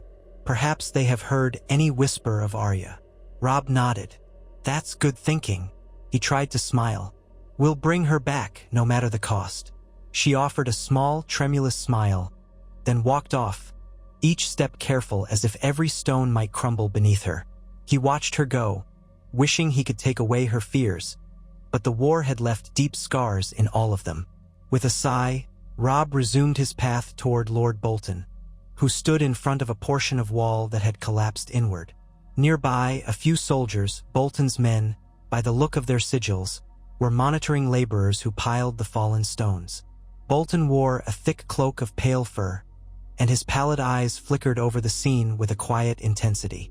"My lord," Robb greeted, stepping up beside him. Gray Wind eyed Bolton warily, letting out a low rumble in his throat. Bolton allowed himself a thin smile, though it did not reach his eyes. "Your Grace," he replied softly. "I trust the morning finds you well." "As well as can be expected," Robb answered, looking over the work. "Are your men settling in properly?" The presence of Bolton's soldiers in Winterfell was practical. Some defense was needed, and Bolton was one of the more powerful lords in the region. But Robb was never quite at ease around him. "They are," Bolton said. "Your aunt, Lady Tully, has asked me about an escort to the twins. It seems she wishes to speak with Walder Frey herself." His voice was clinical, as though referencing a trifling matter. Robb's expression darkened slightly. "I wasn't aware my mother had designs on that journey. I'll speak with her. In any case, if she needs an escort, I prefer she take men she trusts." He tried to keep his tone neutral, but the idea of sending Lady Catelyn anywhere near Walder Frey unsettled him. Still, if her presence could smooth over tensions, it might be useful. They couldn't afford Frey's treachery if the realm's fragile peace was to endure. Bolton inclined his head. "As you wish." He paused, considering the collapsed wall. "This place is a ruin. A shame." He let his gaze wander over the courtyard. "Your father's seat deserved better. Winterfell will rise again," Robb answered, as though by sheer force of will. "We'll not let House Stark's seat vanish from history." "As you say," Bolton murmured, then turned to watch the laborers. "If you require any more men, let me know. Mine are at your disposal. The Dreadfort is secure enough, and these men might as well earn their keep here until the snows make travel impossible." His words were couched in politeness, but Robb knew that everything Bolton did carried an undercurrent of calculation. "Thank you," Robb said simply. "I'll let you know if we need them." With that, he left Bolton to his silent observations and moved on to inspect other parts of the castle. By midday, the wind had picked up, and snow whipped against the half-repaired windows of Winterfell's main keep. Workers retreated indoors to eat a simple lunch of black bread and stew. Margaery joined them for a short while, speaking with the builders to learn what was needed. But soon she withdrew to a quiet chamber she used as an office. She wanted to finalize her letter to Olenna, making sure she framed everything delicately, praising the help already given but cautioning against overwhelming the northern sensibilities with too many southerners too quickly. She also included bits of personal news, her sense of pride in seeing Winterfell's progress, her concern for the well-being of the small folk in the north, and an entreaty that more seeds or greenhouse materials be sent to expand the glass gardens. Margaery considered such expansions essential, for winter loomed long, and the more winter produce they could grow, the less the people would starve. When her letter was sealed, she sent a servant to have it carried by Raven from the rookery. As she left her makeshift office, she saw Sansa wandering the corridors again, aimless. Margaery recognized the look of someone haunted by old memories. Without hesitation, she called out, "Sansa?" The younger woman paused, turning, and Margaery approached, gently linking her arm through Sansa's. "Come with me. There's a private corner of the castle I've been told has a lovely vantage. I'd like the company, if you don't mind." Sansa blinked, then managed a small smile. "I'd be happy to," she said softly. Margaery led her up a winding staircase in one of the partially repaired towers. A few laborers glanced their way, stepping aside in the narrow passages. Eventually, they emerged on a kind of terrace, half open to the sky, where the roof had caved in. From there, one could see the expanse of Winterfell's walls and beyond them the snowy fields. In the distance, the wolfswood spread, a dark tapestry beneath a pale sky. Sansa caught her breath at the sight. Even battered as it was, Winterfell still sat proud in the northern landscape. They stood side by side, the wind tugging at their cloaks. Margaery looked over at Sansa. "I know it's not the same castle you remember," she said softly, "but sometimes it helps to see it from above, to imagine it whole and strong again." Sansa nodded, tears glinting in her eyes. She let them fall in the cold wind. "Thank you," she said after a moment. "I still see ghosts of how it was. I see the lively training yard, the banners flying, my father." Her voice caught, and she closed her eyes, trembling slightly. Margaery rested a hand on her arm, silent, letting her speak. "I keep thinking of Arya, of Bran and Rickon. We lost them in all this madness." She opened her eyes, the tears frozen on her lashes. "I fear we'll never be whole again." Margaery's heart ached at the sorrow in those words. She knew what it was to lose family, though not in the same way Sansa had. "Your family has endured so much," Margaery said gently. "But you, Robb, Lady Catelyn, you carry the strength of House Stark in you. It lives on. And if the gods are just, you'll be reunited with your siblings someday." Sansa exhaled a shaky breath. "I want to believe that."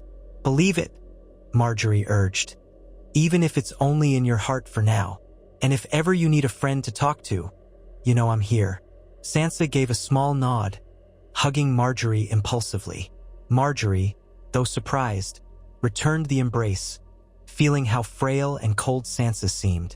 At last, they parted, and Margaery offered her a handkerchief to dab at the tears. "You look out at Winterfell's walls," Margaery added, "and see the ruins, but imagine the shape of what will come after. We're rebuilding with stone that's older and stronger than any we have in the Reach, and we'll add new battlements. The library will be grander. The crypts will remain as sacred as ever. Slowly, we'll fill these halls with laughter again." Sansa nodded again, sniffing. "Thank you," she whispered. "I just needed to remember that the future isn't as dark as I feared." They lingered a while longer, watching snow swirl across the courtyard below. Then Margaery led Sansa back inside, guiding her past the laborers. A new sense of calm seemed to settle in Sansa's features, though her sadness remained a soft ache that never fully left. Margaery thought of her own younger brother, Loras, so far away now.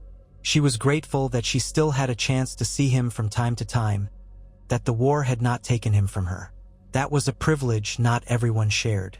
Late in the afternoon, Robb gathered the northern lords and the principal representatives of House Tyrell who had remained in Winterfell for a council meeting. They convened in a repaired corner of the great hall, where a long table had been set up beside the roaring fire. The wind whistled faintly through the damaged roof, a reminder that the castle was not yet whole. Lord Bolton arrived, quiet and inscrutable. Lord Serwyn and Lord Glover came, both battered by the previous wars, but determined to stand by the king in the north. From the Tyrell side, there was Ser Garth Greysteel, a knight of middling renown but a favorite of Randall Tarley. He oversaw the Tyrell men stationed here. A few other lesser Tyrell bannermen also attended, including a steward who managed supply inventories. Lady Catelyn Stark came, too, along with Margaery, who sat beside Robb. Sansa watched from a short distance, hands folded in her lap, as though trying not to intrude. When they were all seated, Robb began by acknowledging the progress on Winterfell's reconstruction. "We've accomplished much, thanks to the help from the Reach and the dedication of our northern workers. In the coming weeks, we'll continue to expand the glass gardens, restabilize the walls, and restore the main keep. By the time the deeper snows arrive, I hope we'll have strong enough shelter for all who remain within these walls." Lord Serwyn asked about additional supplies. "My lord, the last few wagon loads from the south have carried more building materials than food. We appreciate the new tools, but winter grows close. Are we to expect more grain or salted meats? Our own stores were ravaged in the fighting." Margaery answered before Robb could speak. "We have shipments en route from Highgarden stores. We're also negotiating with Old Town's merchants for salted fish and additional grain. However, transport slows in cold weather. We'll do our best to get supplies here before the roads become impassable." She glanced around, her tone firm. "This is an alliance. We won't let you starve." Lord Serwyn, somewhat reassured, nodded. Then Lord Glover cleared his throat. "What of the Ironborn who raided our coasts and seized parts of the north? The war may be over for the Lannisters, but the Iron Islands remain defiant. Will we muster a fleet to challenge them, or do we attempt to broker a peace?" Robb's mouth tightened as he thought of Theon Greyjoy. The memory still cut deep. Theon, once a ward and a friend, had betrayed them and occupied Winterfell. He had vanished since then, rumored to have been captured by Ramsay Snow, Bolton's bastard, or perhaps escaped. There was no certainty. "A show of force may be necessary," Robb admitted, "but the North has never been a naval power. We rely on the ships of the White Harbor Manderleys and any possible support from our southern allies. The Tyrell fleets primarily guard the southern coasts, though. Rerouting them north would be costly." Ser Garth Greysteel frowned thoughtfully. "We can consult with Lord Redwyne, who commands many of the Tyrell ships. But pulling them away from the Mander or the Arbor might invite other threats, pirates, or even the remnants of Stannis' fleet. Still, it might be possible if we coordinate carefully." Catelyn Stark spoke then, her voice measured. "Perhaps it would be wise to send emissaries to the Iron Islands. The war that began as the War of Five Kings is over, at least here on the mainland. If Balon Greyjoy still lives, he might see reason. The realm is fractured, but there's no advantage in continuing raids that earn the Ironborn only more enemies. Balon Greyjoy sees reason only in the drowning of others," Lord Glover grumbled, but he yielded the point. "Still, we can try." Robb inclined his head. "We'll attempt a diplomatic approach first, but be prepared for the alternative. Lord Bolton, I'd like you to quietly raise a few more men near the Dreadfort if a campaign against the Ironborn becomes necessary." He was reluctant to grant Bolton more responsibilities, but the Dreadfort's men were among the closest to the eastern coasts. Bolton bowed his head slightly. "Of course, Your Grace." They continued through other matters. Disputes over land boundaries in the Riverlands, the possibility of sending a small party to King's Landing to ensure that the transition of power there remained stable, and ongoing concerns about Walder Frey's reliability. Catelyn repeated her wish to ride to the Twins to negotiate personally, but Robb stalled her, pointing out that the roads would soon be dangerous, and Walder Frey's temperament might be all the worse in winter. She yielded, but not without a hint of frustration. Finally, they turned to the strangest matter of all, the rumors from beyond the wall. Robb looked to the northern lords, who exchanged uneasy glances. Word from the Night's Watch says that wildlings are gathering in unprecedented numbers, led by a man named Mance Raider. More disturbing are tales of dead men walking, of White Walkers returning. He said it calmly, but the hush that followed told him the lords were no less uneasy than he. Ser Garth Greysteel pursed his lips skeptically. Surely those are just stories told to frighten children. Lord Serwyn shook his head. We've heard those stories all our lives in the north, Ser, but the Night's Watch swears they're real. My cousin at Castle Black said they've lost patrols in the haunted forest, and the bodies that returned had signs of unnatural violence. A shiver ran through the hall. Margaery gazed at Robb, her brow creased. She had heard whispers of such legends, but never imagined they could hold truth. Do we have any news of Jon Snow? She asked quietly, recalling that Robb's half-brother had joined the watch. Sansa, from her vantage, perked up, clearly interested. None, Robb admitted. Only that he was on a ranging beyond the wall some time ago. The official letters from the watch are few and far between. His thoughts lingered on Jon. Had he survived? Was he somewhere out in that frozen wilderness? It pained him to think of his half-brother in danger, but the Night's Watch had always been a harsh calling. If this threat is real, he continued, it might overshadow all our southern concerns. A force of thousands of wildlings could cross the wall if it's not properly defended. And if these White Walkers truly exist, he trailed off, uncertain how to shape the words. We'd be facing an enemy unlike any we've encountered. The council exchanged uneasy looks. Lord Glover said, We can scarcely spare men for an expedition to the wall while we rebuild Winterfell, but the watch might need us. Perhaps a small company to investigate? The truth can be confirmed or dispelled. Robb nodded. A small company of skilled warriors, yes. Volunteers, ideally, for it's a dangerous task. If they return with proof, we can rally the rest of the North and the Reach, if need be, to face the threat. We can't ignore it, not after all we've survived. Bolton's eyes flicked to Robb. I can dispatch some of my men, he offered. They're accustomed to cold hunts. Perhaps I'll send my bastard, Ramsay, if that's acceptable, Your Grace. He's well-versed in dealing with savage men. A faint smile touched his lips, a cold glint in his eyes. Robb recalled the rumors that Ramsay was vicious, but if the threat truly existed, a ruthless man might be an asset in a land where none survived by softness. Very well, Robb said with some reluctance, but choose the men carefully, Lord Bolton. They must report truthfully what they see. The conversation turned to final details. Who would lead the small force, how they would provision themselves, and how word would be relayed back to Winterfell. At last, the meeting concluded, and the lords went their separate ways, each weighed down by the knowledge that the realm's troubles might not end with the Lannisters' fall. As dusk settled, Margaery joined Robb for a quiet meal. The hall had emptied of courtiers and builders, leaving only the crackle of the hearth and the distant sounds of laborers cleaning up the day's work. She sipped a cup of warmed wine, trying to chase the chill from her bones. This business with the wall, she said quietly. Do you truly believe there could be others out there? Creatures more dangerous than the wildlings? The old tales speak of whites, undead shadows. It seems impossible. Robb set down his fork. I don't want to believe it, he admitted. But the Night's Watch has little reason to lie. If my father trusted their word, then I should as well. He paused, turning the cup of ale in his hands.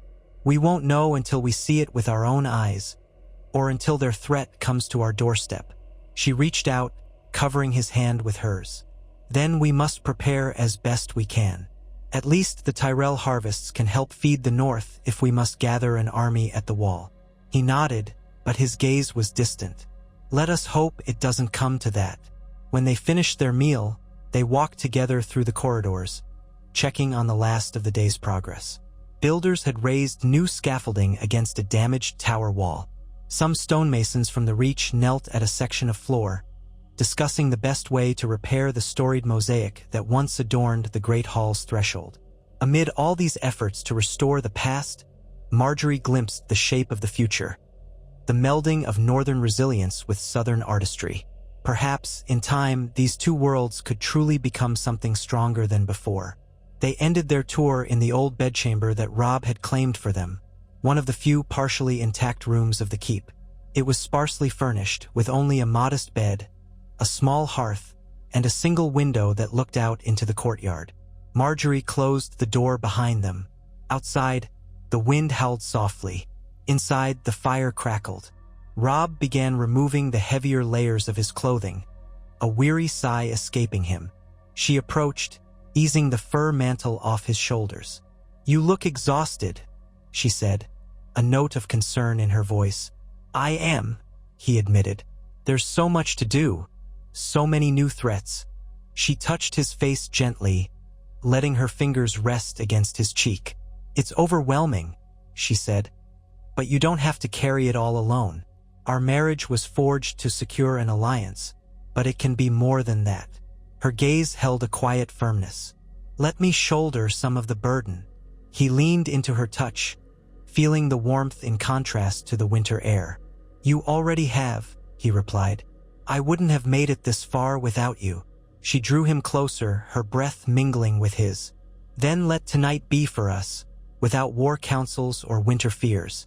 Her voice was soft, an invitation to something gentler than the harsh world outside. Robb held her, letting his eyes close. He remembered the first time he'd seen her in that estate near Bitterbridge, how her poise had masked a depth he never anticipated. She was still mysterious to him in some ways, born and raised in the lush south, shaped by a family known for ambition. Yet here she was, kneeling in snow and sharing in the North's hardships. He brushed a loose strand of hair from her face, thinking how improbable it all was, how strangely right it felt. They shared a moment of quiet intimacy, the flicker of the hearth dancing along the walls. Outside, the wind kept whispering, a reminder that winter was pressing closer. But in that chamber, at least for one night, they allowed themselves to pause and just be Robb and Margaery, man and wife, not merely king and queen of opposing worlds. Morning brought fresh challenges. Margaery rose early, roused by the bustle in the corridor. She found one of the Tyrell stewards waiting, anxious to share news that had just arrived by Raven from King's Landing. An urgent missive bore news of unrest in the city. Apparently, some of the local lords were chafing under Randyll Tarly's administration, claiming he was too harsh with taxes and punishments. They threatened open rebellion if the Northern Reach tyranny continued. Margaery sighed, reading the details. Peace, it seemed, would not come easily. She showed the letter to Robb. He read it over breakfast, brow knitting in thought. "King's Landing is not truly ours to rule," he murmured. "But if chaos erupts there, it could spill over into the Crownlands. The last thing we need is more war. My mother always said that the small folk suffer most when the High Lords bicker." Margaery took a bite of bread. "Randyll Tarly is a stern commander, but perhaps the city needs a gentler hand now. The Lannisters were feared, and that fear might still linger." Robb nodded. "We could send someone else to replace Tarly, or at least to check his methods." "But who?" She pursed her lips. "Ser Garth is reliable, yet not of the rank needed to command the city's respect. My father would do it, but he's in Highgarden, and the journey would be long." She paused. "We might dispatch Loras, though he'd be reluctant to leave the tasks at the Rose Road garrisons." Robb tapped his fingers on the table, considering. "We need someone with enough authority and a more measured temperament. Perhaps it's time we formed a proper council there, with representatives from multiple regions. The city has always been a tinderbox of intrigues." Margaery acknowledged that with a nod. "True. The question is who from the north would be willing to govern there." He gave a rueful chuckle. "Not many. Most of my bannermen hate King's Landing. We Starks have little love for that place, given what happened to my father. But for stability's sake, we might need a presence." She was thoughtful, swirling her cup of tea. "Let's put the matter aside for a few hours. We can draft a response to Randyll, urging restraint and proposing a council of locals to advise him. Then we can seek volunteers from among the lesser lords of the Reach and the North who might be willing to serve. If none come forward, We'll have to reassign someone high-ranking." He nodded. "Agreed. We'll handle that today."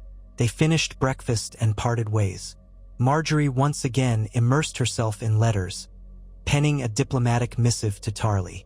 She carefully emphasized the need for a gentler approach to taxation and justice, reminding him that they had not come to King's Landing to crush the people but to free them from tyranny.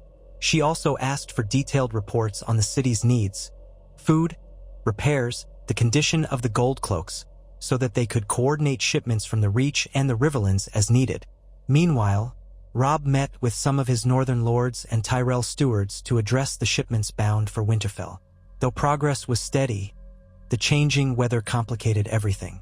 The roads through the Neck would soon be bogged down in mud or ice, and caravans could be lost unless carefully managed. He proposed building or reinforcing way stations along the route, a project that might require more men from both North and Reach, along with carpenters and stonemasons. Every new venture required manpower and coin, precious commodities for a realm still reeling from war. After midday, Margaery and Robb reconvened to finalize the letter to Tarly. As they sat side by side at a small writing desk in the Great Hall, Sansa approached them timidly, a sealed parchment clutched in her hands. She gave a quick curtsy, old habits from the Red keep lingering, and said, "Robb, Margaery, I received this letter from a messenger who just arrived. It's from the Vale." Robb set down his quill. "The Vale?" he echoed, exchanging a glance with Margaery. "Who in the Vale would write to you?" Sansa handed him the parchment. "It's from Littlefinger." Her voice trembled slightly, and her eyes flickered with remembered fear. "He's in the Vale now. He claims that my Aunt Lisa is in poor health, and that the Vale might be in turmoil. He wants to open lines of communication with House Stark." Robb's jaw clenched. Littlefinger had been the cunning lord who orchestrated so many of the intrigues in King's Landing. It was rumored he had arranged the marriage that ended Renly's prospects, or had manipulated Ned Stark's downfall, depending on whose stories one believed. Regardless, Peter Baelish was not a man to be trusted. "What does he want?" Sansa drew a shaky breath. "He suggests that if we help secure his position in the Vale, he'll offer his resources to find Arya. He claims to have leads on her whereabouts. He also mentions something about forging a better future for the entire realm." Margaery's face hardened. "Littlefinger's help always comes at a price. He's cunning, and the Vale is strategic. If he's courting your favor, it means he wants something only you or Robb can grant." Robb exhaled slowly, controlling his anger. "He's playing games again. If Arya's name is being used as leverage, I don't trust him for a moment." Sansa bit her lip. "But what if he truly knows something? I hate the thought of playing his game, but if it means finding Arya..." Robb drew her into a gentle embrace. "We'll consider it carefully," he promised. "But we won't let him toy with our hopes. The Vale has kept itself apart from the war. Your Aunt Lisa refused to join, leaving us to fend for ourselves. Now Littlefinger claims to speak for the Eyrie." Sansa's eyes were downcast. "He's cunning enough to have gained influence there. Aunt Lisa trusts him, or at least she did. Perhaps he's become her advisor or something more." She didn't like to voice the rumors that Littlefinger might have courted Lisa's affections. Margaery touched Sansa's arm lightly. "We'll craft a cautious reply," she said. "We won't promise him anything, but we'll ask for more details.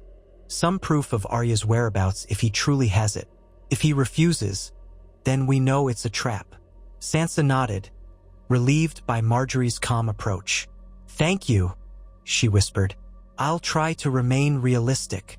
So they spent the afternoon drafting a carefully worded letter to Littlefinger, feigning interest in securing the Vale's cooperation but offering no promises or concessions.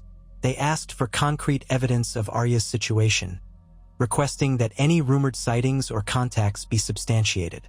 If Baelish truly had leads, let him put them forward. Robb refused to open Winterfell or the North to Littlefinger's manipulations without proof of good faith. When the letter was sealed, they handed it to a trusted messenger to dispatch. Sansa's posture was tense, as though bracing for a disappointment she half expected. The next few days brought small but steady progress on Winterfell's reconstruction. Walls were reinforced, roofs patched, the library wing cleared of debris. More storage areas were prepared for the incoming shipments of provisions. Occasionally, ravens arrived with news, from King's Landing or from various river lords. The general theme was that the realm remained unstable, with local power squabbles flaring up wherever a void of leadership existed. Yet overall, the presence of the Tyrell harvests and the relative calm of the newly declared Northern Kingdom prevented any large-scale resurgence of war. During this time, Margaery made a habit of visiting the small folk who lived in the outbuildings around Winterfell. She walked among the little huts and storehouses, speaking with families who had returned after the Ironborn occupation. Many had lost everything. She listened to their stories, how a father or brother had been killed, how their cattle had vanished, how the farmland was razed. She promised them that House Stark and House Tyrell would work together to restore their livelihoods. Initially, some of the small folk viewed her with skepticism, but her patience and willingness to stand in the cold with them went a long way. Over time, some overcame their shyness to thank her for the shipments of food that had already arrived. She recommended that they gather in the Great Hall for communal meals as the cold deepened, ensuring no one froze alone in the night. A hush of new respect followed her as she traveled, with a handful of guards, from hut to hut. Over the course of these visits, she realized that the tragedies of war were etched on every face. So many had lost loved ones. So many had watched their homes burned. Yet the resilience of the North shone through. If there was a chance to rebuild, they would take it. As she trudged back to the castle in the early evening, her cloak dusted with snow, she felt humbled by their silent perseverance. The North was teaching her more than she had ever learned in Highgarden. It was not about elegant feasts or songs of courtly love. It was about surviving in the face of adversity, about building from ashes with one's own hands. That night, she joined Robb in the Great Hall. The repairs there had advanced enough that the space felt modestly secure. The roof overhead no longer leaked, and fires blazed in multiple hearths. Tables had been set up so that workers and returning small folk could share a hot meal. Winterfell's larders were not lavish, but the Tyrell shipments kept everyone fed. The low murmur of voices and the smell of stew filled the air. Robb was moving from table to table, speaking with men in his quiet, reassuring way. She noted how some looked at him with reverence, as though he were not just a king but something akin to Ned Stark resurrected. When he spotted her, he excused himself from a conversation and came over. "Have you eaten?" he asked, concern in his voice. "Not yet," she replied, removing her gloves and rubbing warmth into her fingers. "I was visiting the small folk in the huts." He guided her to a nearby bench. "Then sit, please. I'll fetch us both a bowl of stew." He waved over a servant, who quickly brought steaming bowls. Margaery sank onto the bench gratefully, letting the warmth of the fire and the stew revive her. Robb joined her, taking a few bites of his own meal. She studied him in the flickering light. He looked so young, yet so worn by responsibilities. His shoulders carried burdens that might have broken many older men. She recalled their quiet wedding in Riverrun, the determination in his eyes. Back then, she had wondered if he resented her for the shattered promise to Walder Frey. But over time, she saw that he did what he believed necessary. He cherished honor, but he recognized the need for sacrifice in war. She admired that, even if it had driven him onto a perilous path. The chatter around them grew louder as workers swapped stories and jokes. A few men drank ale and tried to coax music from a battered lute. The tune that emerged was rough, but a woman near them began humming along, and soon laughter swelled. Margaery smiled, leaning her head against Robb's shoulder for a moment. He set aside his stew and slipped an arm around her waist, letting the closeness drive away the lingering cold. Amid that moment of warmth, a sudden call from outside broke the calm. Voices in the courtyard rose in alarm. Robb was on his feet in an instant, and Margaery stood with him. Men sprang from their benches, reaching for weapons. The doors to the great hall burst open, admitting a blast of icy wind. Two guards half-supported, half-dragged a man in from the darkness. The man wore a black cloak, torn and crusted with ice, bearing the sigil of the Night's Watch. Robb hurried forward. "Bring him to the fire," he commanded. The workers parted, clearing space. The guards eased the stranger onto a bench near the hearth, where the heat licked at his frozen skin. His lips were blue, his hair stiff with frost. Margaery stepped closer, careful to let Robb and a few others see to him first. A maester rushed forward, one of the men from the Riverlands who had come to help. The maester knelt, checking the stranger's vitals. For a tense moment, it seemed the man would collapse and die. But he rasped something, breath steaming, eyes wide with fear. Robb bent close. "What is it? Are you from Castle Black?" The man nodded weakly. "Ranger, from Shadow Tower. I rode for days." He coughed, spittle flecked with blood. "Need to warn. The king in the north." Robb exchanged a glance with Margaery, then returned his focus to the ranger. "I'm Robb Stark. Speak if you can. We'll get you help." The ranger's gaze flicked around, still dazed. His voice emerged in a broken whisper. "Dead. The dead walk. The watch fights. Mance Rayder's army. But worse, White Walkers. So many. We're forced to fall back. We can't hold the wall forever." His words sent a chill through the hall, despite the roaring fires. Men who had been about to joke or raise a mug now stood silent, eyes wide. Margaery felt her heart lurch. This was no rumor, no distant myth. It was a living testament to the horrors beyond the wall. Robb clenched his jaw. "Easy," he said, trying to soothe the ranger's panic. "We'll get a bed for you, warm you up." But the ranger gripped Robb's sleeve, his fingers white with cold. "Send help, or we all die." His breath rattled, and he slumped unconscious, the effort of speaking too great. The maester urged everyone back, beginning to remove the ranger's frozen cloak and boots. "He needs rest, warmth, and perhaps more advanced treatment," the maester said. "I'll do what I can." Robb nodded, stepping back reluctantly. Guards lifted the man carefully to carry him to a side chamber where a makeshift infirmary had been set up. The crowd in the hall erupted into murmurs, fear creeping into every whispered conversation. Robb exhaled, scanning the sea of anxious faces. Then his gaze found Margaery, and in that moment she saw a storm of concern in his eyes. Quietly, she stepped to his side, placing a hand on his arm. "We'll handle this," she said, though she didn't know exactly how. Her voice carried a confidence she wasn't certain she felt. He nodded stiffly, as though mustering his resolve. Lord Serwyn and Lord Glover pushed through the onlookers, their faces grim. "This is the second time we've heard the Watch's warnings," Serwyn said in a low voice. "We can't ignore it anymore." Margaery looked from one to the other. "Then we must act. We can't let the Watch stand alone. They're too few, and the threat is too great." Robb's expression tightened. "We'll call a gathering of the Northern Lords. We'll raise men, maybe even from the Riverlands if they'll come. The White Walkers are not a northern problem alone. They threaten everyone." The men exchanged glances. Lord Glover spoke hesitantly. "And the wildlings? They say Mance Rayder's host numbers in the tens of thousands." Robb's fists clenched and unclenched at his sides.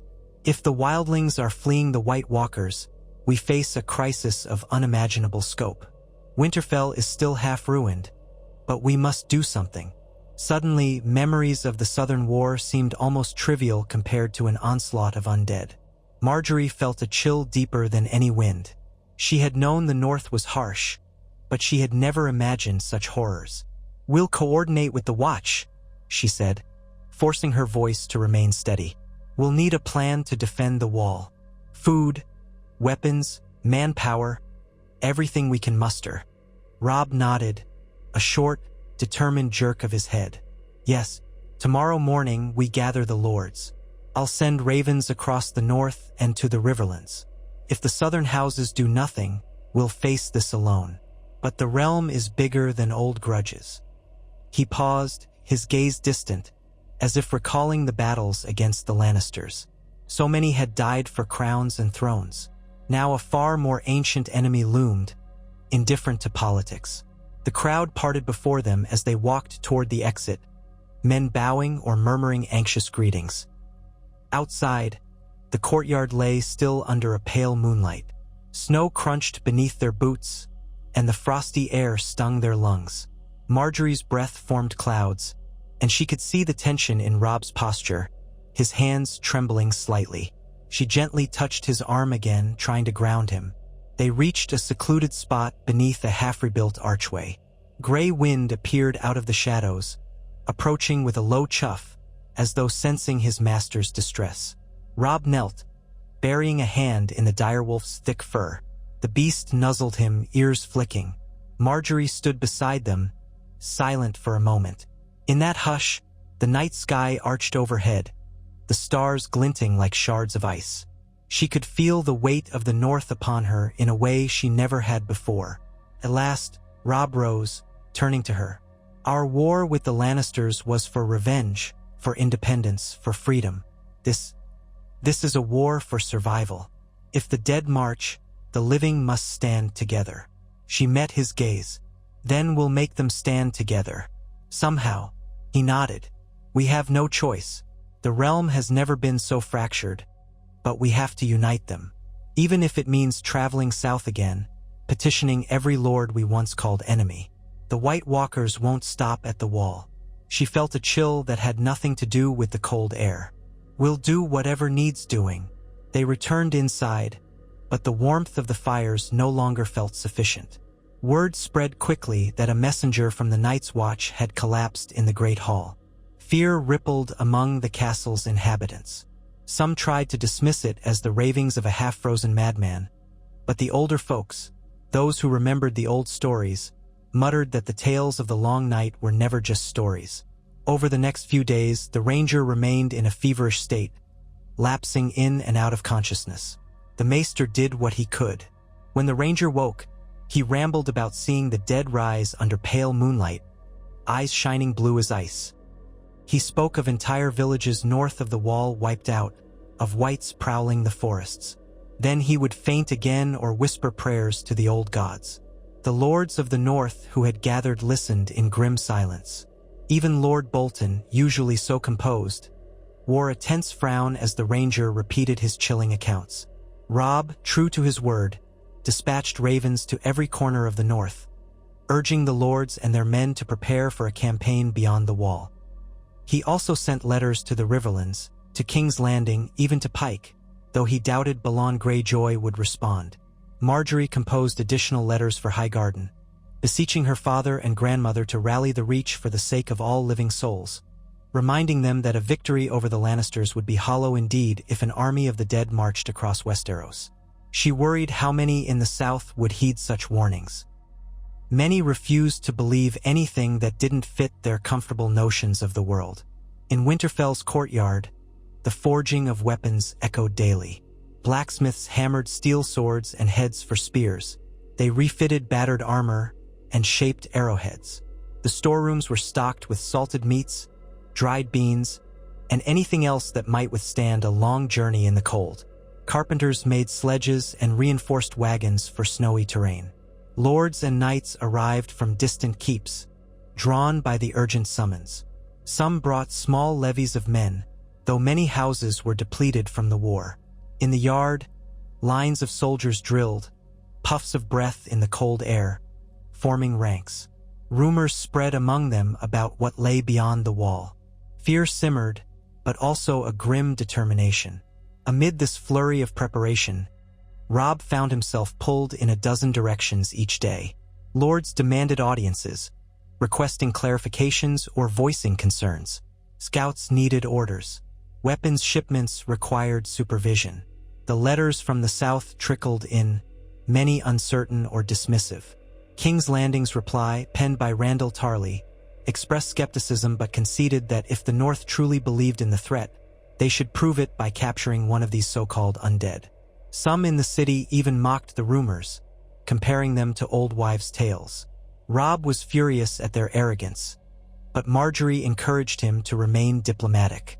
She drafted a pointed response, urging Tarly to trust the words of the Night's Watch, who had guarded the realm for centuries. Days passed, each brimming with tasks. Margaery found herself coordinating supplies more than ever, ensuring enough food for the troops. She spent hours consulting with the stewards from the Reach, figuring out how to bring up more wagons of grain before the roads were lost to ice. Meanwhile, Robb oversaw the mustering of men, forging them into something akin to an army. Now and then, they shared a brief moment of quiet, an embrace in a corridor, a whispered reassurance at day's end. The old wounds of the Lannister War lingered, but a new conflict demanded every ounce of resolve they could muster. When the first heavy snowfall arrived, it turned Winterfell into a realm of white hush. The sky seemed to press down, gray and foreboding. Drifts of snow piled in corners of the courtyard, swirling around the statue of a direwolf that had survived the fire. Workers had to shovel paths just to move supplies. The cold grew sharper, biting at the exposed skin. Yet men continued to arrive, some from as far as the White Knife or the Stony Shore, having traveled through perilous conditions to pledge fealty to the king in the north. Margaery marveled at their resolve. This was what set the North apart. When the call came, they answered, forging unity from hardship.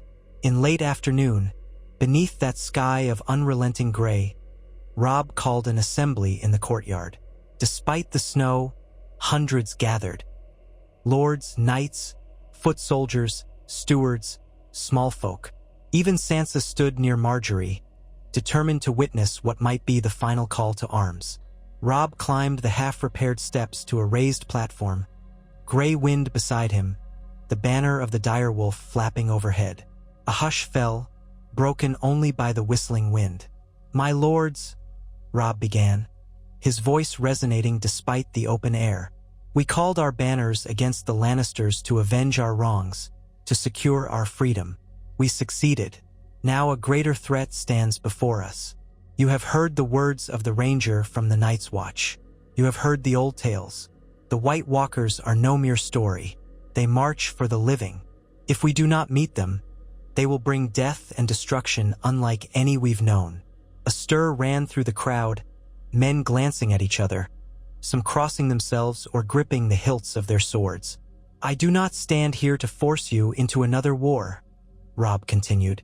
"I stand here to tell you that if we do not fight, we die. I will lead a host north to the wall, in answer to the Watch's plea. Whoever among you wishes to join me, step forward.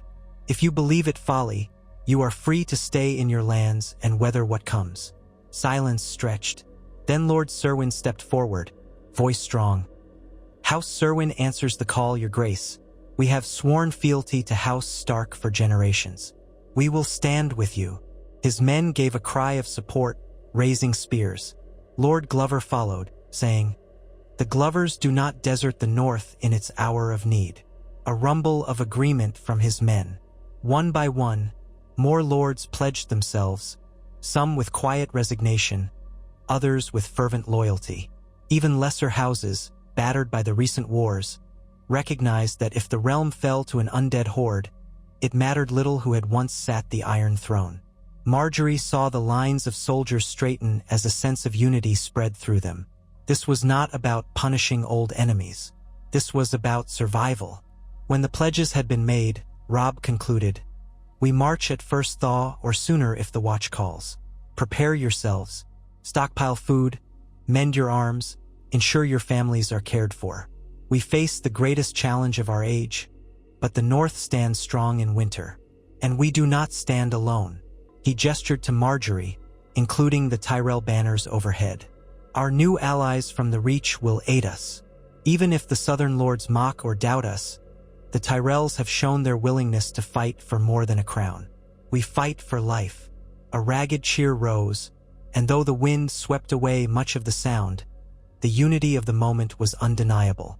Men began to disperse, talking among themselves, preparing for the monumental effort. Margaery caught Robb's eye from across the snow-laden courtyard. She felt a pang of something akin to pride, that she and her family had chosen the North's cause. As lords bustled away, readying for the long campaign, she made her way toward him. Sansa joined them, shivering under her cloak. "You speak well, Robb," she said, quiet admiration in her voice. "Father would be proud." Robb's lips curved in a sad smile. "I can only hope." Grey Wind huffed, trailing at his heels as they moved to the castle doors. Once inside, Sansa excused herself, wanting to prepare warm clothing for the men. That left Margaery and Robb alone, the hush of the entryway contrasting the swirl of activity outside. "You gave them purpose," Margaery said softly. "They'll follow you to the end."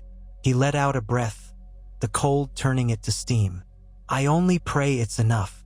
She reached out, lacing her fingers through his. "We'll make it enough." Then she stood on tiptoes, pressing a soft kiss to his cheek. He turned, capturing her lips gently, a moment of warmth in the chill. The promise they'd made, of standing together through all trials, felt more vital now than ever. That night, they heard more details from the half-delirious ranger. He spoke of a breach in the wall's eastern ranges, rumors that Eastwatch by the Sea had faced repeated attacks. He mentioned White Walkers riding dead horses, brandishing ice weapons that shattered steel. Robb listened with grim intensity, while the lords nearby paled. Margaery found herself trembling as she tried to imagine such nightmares. Sansa, sitting beside them, closed her eyes, as if refusing to picture the horror. After the ranger was tended to, Robb sent additional ravens to Eastwatch and Castle Black, urging them to hold if they could. He also wrote to the southwestern lords in the Riverlands, calling on them to commit any spare men. War-weary though they might be, the alternative was to watch their homeland fall to an icy doom. In the days that followed, a curious letter arrived from the Vale, though not directly from Littlefinger. It bore Lysa Arryn's seal, and the tone was panicked. She wrote that the Eyrie was in chaos, that forces loyal to her late husband, Jon Arryn, had turned against her, believing her incompetent. She begged for the help of House Stark, but also insisted that Peter Baelish only worsens matters, accusing him of sowing discord. The letter contradicted Littlefinger's claims, painting a picture of the Vale as a battleground of intrigue. Robb and Margaery read it carefully, uncertain who to believe. If the Vale was unraveling, that could hamper any attempt to unify the realm. A stable Vale might have lent men to the wall. Now it seemed likely they would remain locked in their own struggles. Robb shook his head, frustration etched in every line of his face. The realm crumbles while an apocalypse looms. This is madness. Margaery gently took the letter from him, setting it aside. "We can send envoys, perhaps, but we can't spare time to mend every region's troubles. Our priority must be the wall." He nodded, though the weight of being a king pressed on him more heavily than ever. "I'll write again, urging the Vale to set aside their power struggles for the good of all. But if they refuse," he exhaled, leaving the conclusion unspoken, "the North and the Reach might fight alone." Soon after, a contingent of Tyrell soldiers arrived from the south, led by a gruff old knight with the golden rose on his surcoat. They brought wagons of food and fresh horses, much to the relief of Winterfell's stores. Margaery personally welcomed them at the gates, thanking them for their journey. The old knight bowed and conveyed greetings from Mace Tyrell and Olenna. She smiled, though her heart felt heavy, wishing she could see her grandmother's face again and draw on her sharp counsel. She also noted the presence of a contingent of skilled archers, men with southern gear and determined expressions. Their arrival strengthened the sense that the Tyrells would indeed stand with the North in the coming battle. Robb summoned these new arrivals to join the Northern Lords in strategic meetings. Maps of the North and the Wall were spread across tables, pinned down by daggers to keep the corners from curling in the cold drafts. The Watchers from the Night's Watch had provided some details of terrain beyond the Wall, haunted forests, glacial passes, the location of wildling camps. Plans took shape. The main host would travel up the King's Road to Castle Black, accompanied by supply wagons. A smaller force, possibly commanded by Lord Bolton or another experienced lord, might attempt to flank through the west, near the Shadow Tower. Meanwhile, any who could navigate the waters near Eastwatch would attempt to resupply that outpost. Winter weather could wreck those ships, but it might be the only way to reinforce that part of the wall. As these plans formed, Robb turned to Margaery. The journey to Castle Black will be harsh. I can't ask you to risk it.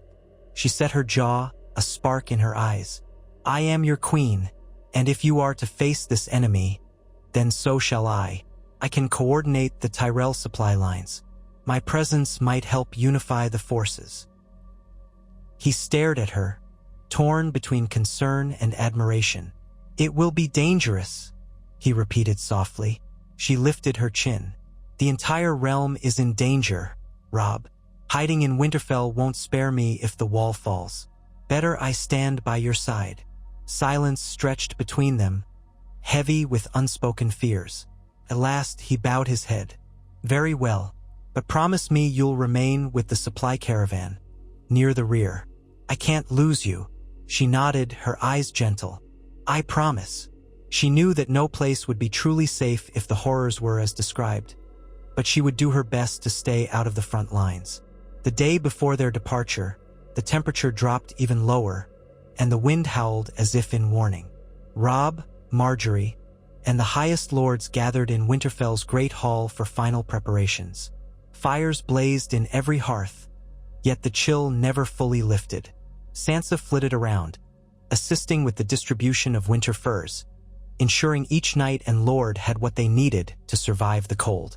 Catelyn hovered anxiously, offering last bits of motherly advice. Roose Bolton and his men stood at the edges, silent as wraiths, waiting for the command to march.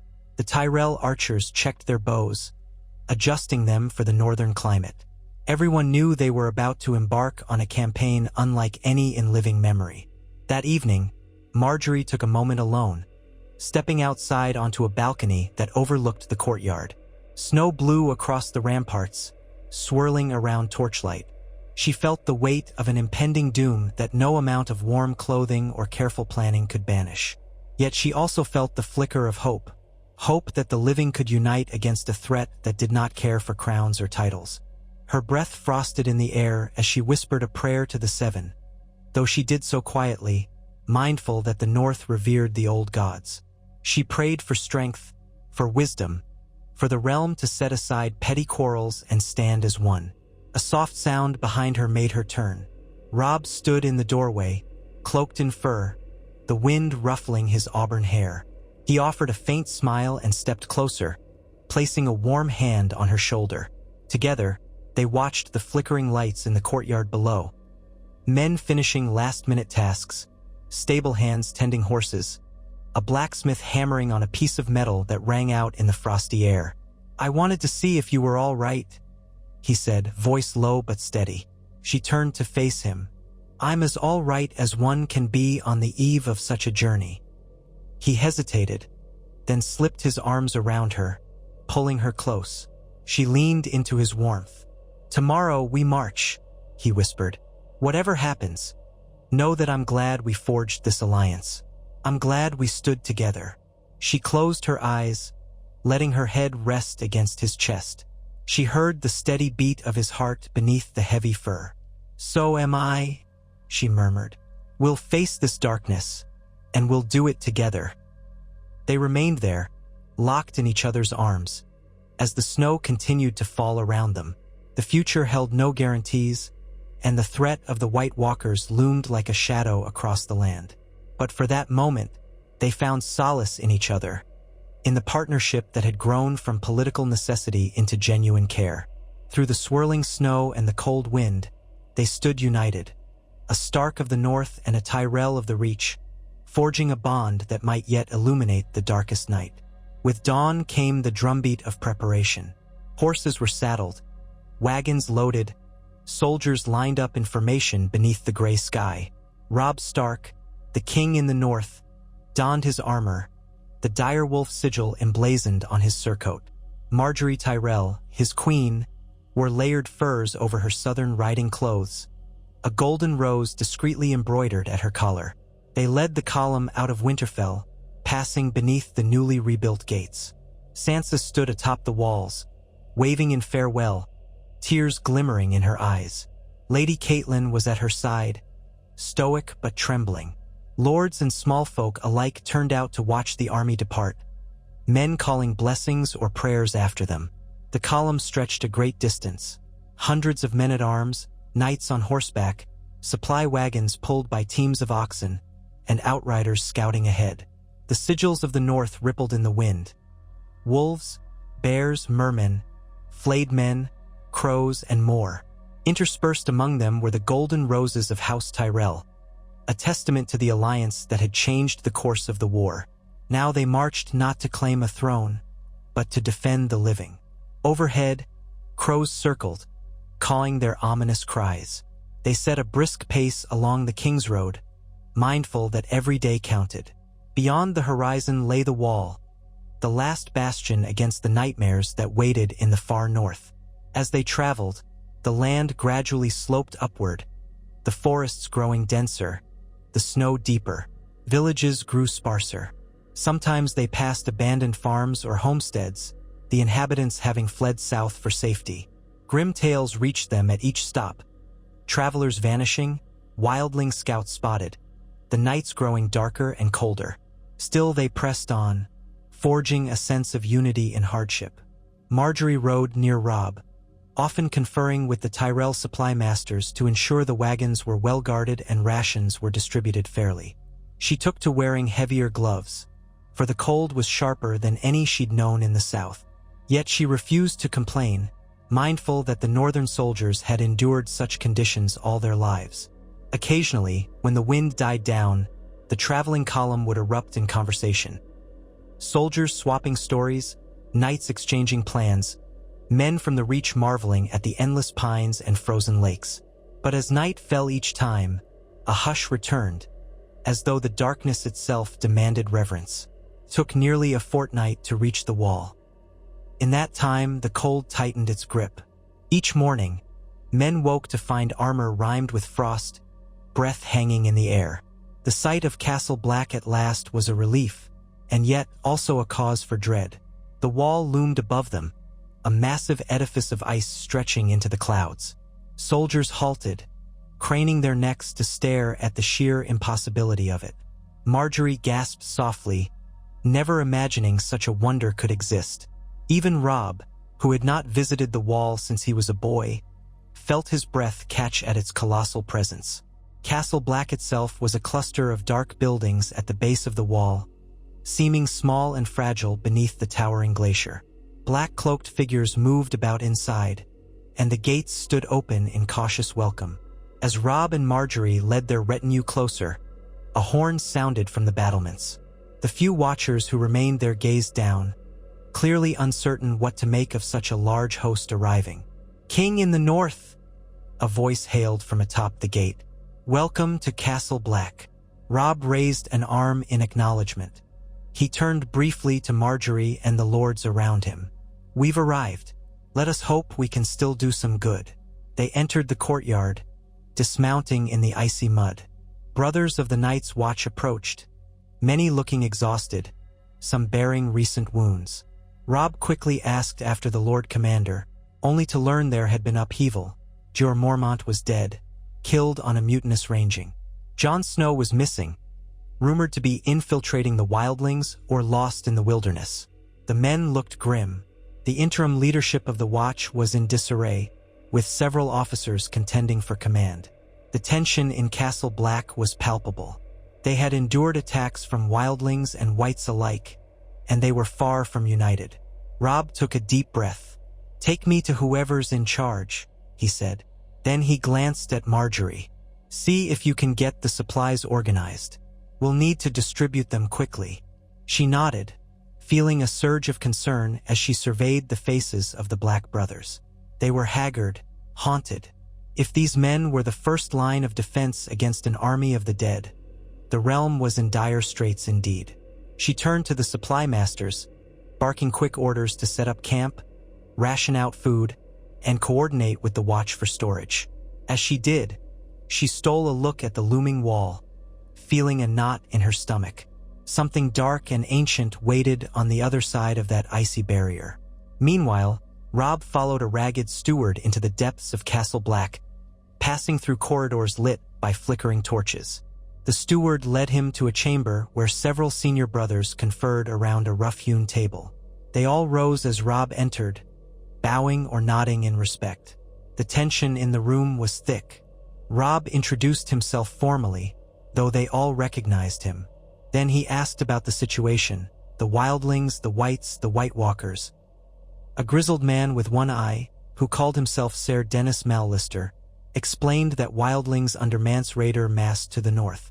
Rumors said that Mance sought a magical horn to bring down the wall, though none knew if that was fact or legend. Worse, scattered reports told of White Walkers harrying wildling camps. The Watch had fought skirmishes against whites, losing good men. They were outnumbered, outmatched, and fractured in command.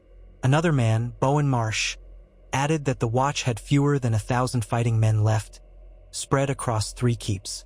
Robb felt his stomach twist. "The North stands with you now," he declared. "We have men, supplies. We can rally, but we must form a plan." He was still speaking when Margaery stepped in quietly, having placed the supply matters in capable hands. She listened, her heart pounding as she heard the grim details. Yet she moved closer, offering her presence as a show of unity. Robb glanced her way, then continued addressing the men. "We'll need to fortify every weakness. The wildlings are desperate. They'll try any route to cross. And the White Walkers," he paused, swallowing. "We cannot let them pass the wall. We must hold." A hush followed. At length, Ser Dennis nodded. "Then let's talk strategy, Your Grace." In the hours that followed, they pored over maps, marked with reports of wildling movements and sightings of the undead. The plan emerged. The northern host and the Tyrell allies would bolster Castle Black and 2 other nearby forts, building new defenses, patrolling the frontier. A portion of the army might sally forth to engage wildling scouts, perhaps persuading them to join forces against the White Walkers if they were open to reason. But none knew if Mance would parley. Time was running short. Each day brought more reports of attacks deeper in the wild. Finally, the meeting adjourned, and the men dispersed to set tasks in motion. Robb sagged against a wall, exhaustion etched in his features. Margaery approached him, placing a hand on his arm. "You did well," she said softly. He exhaled, looking at her with haunted eyes. "We're not facing an army like the Lannisters. This is something else entirely. So many variables. Wildlings by the tens of thousands. Whites unstoppable unless burned or destroyed with dragonglass or Valyrian steel. We have so little of that."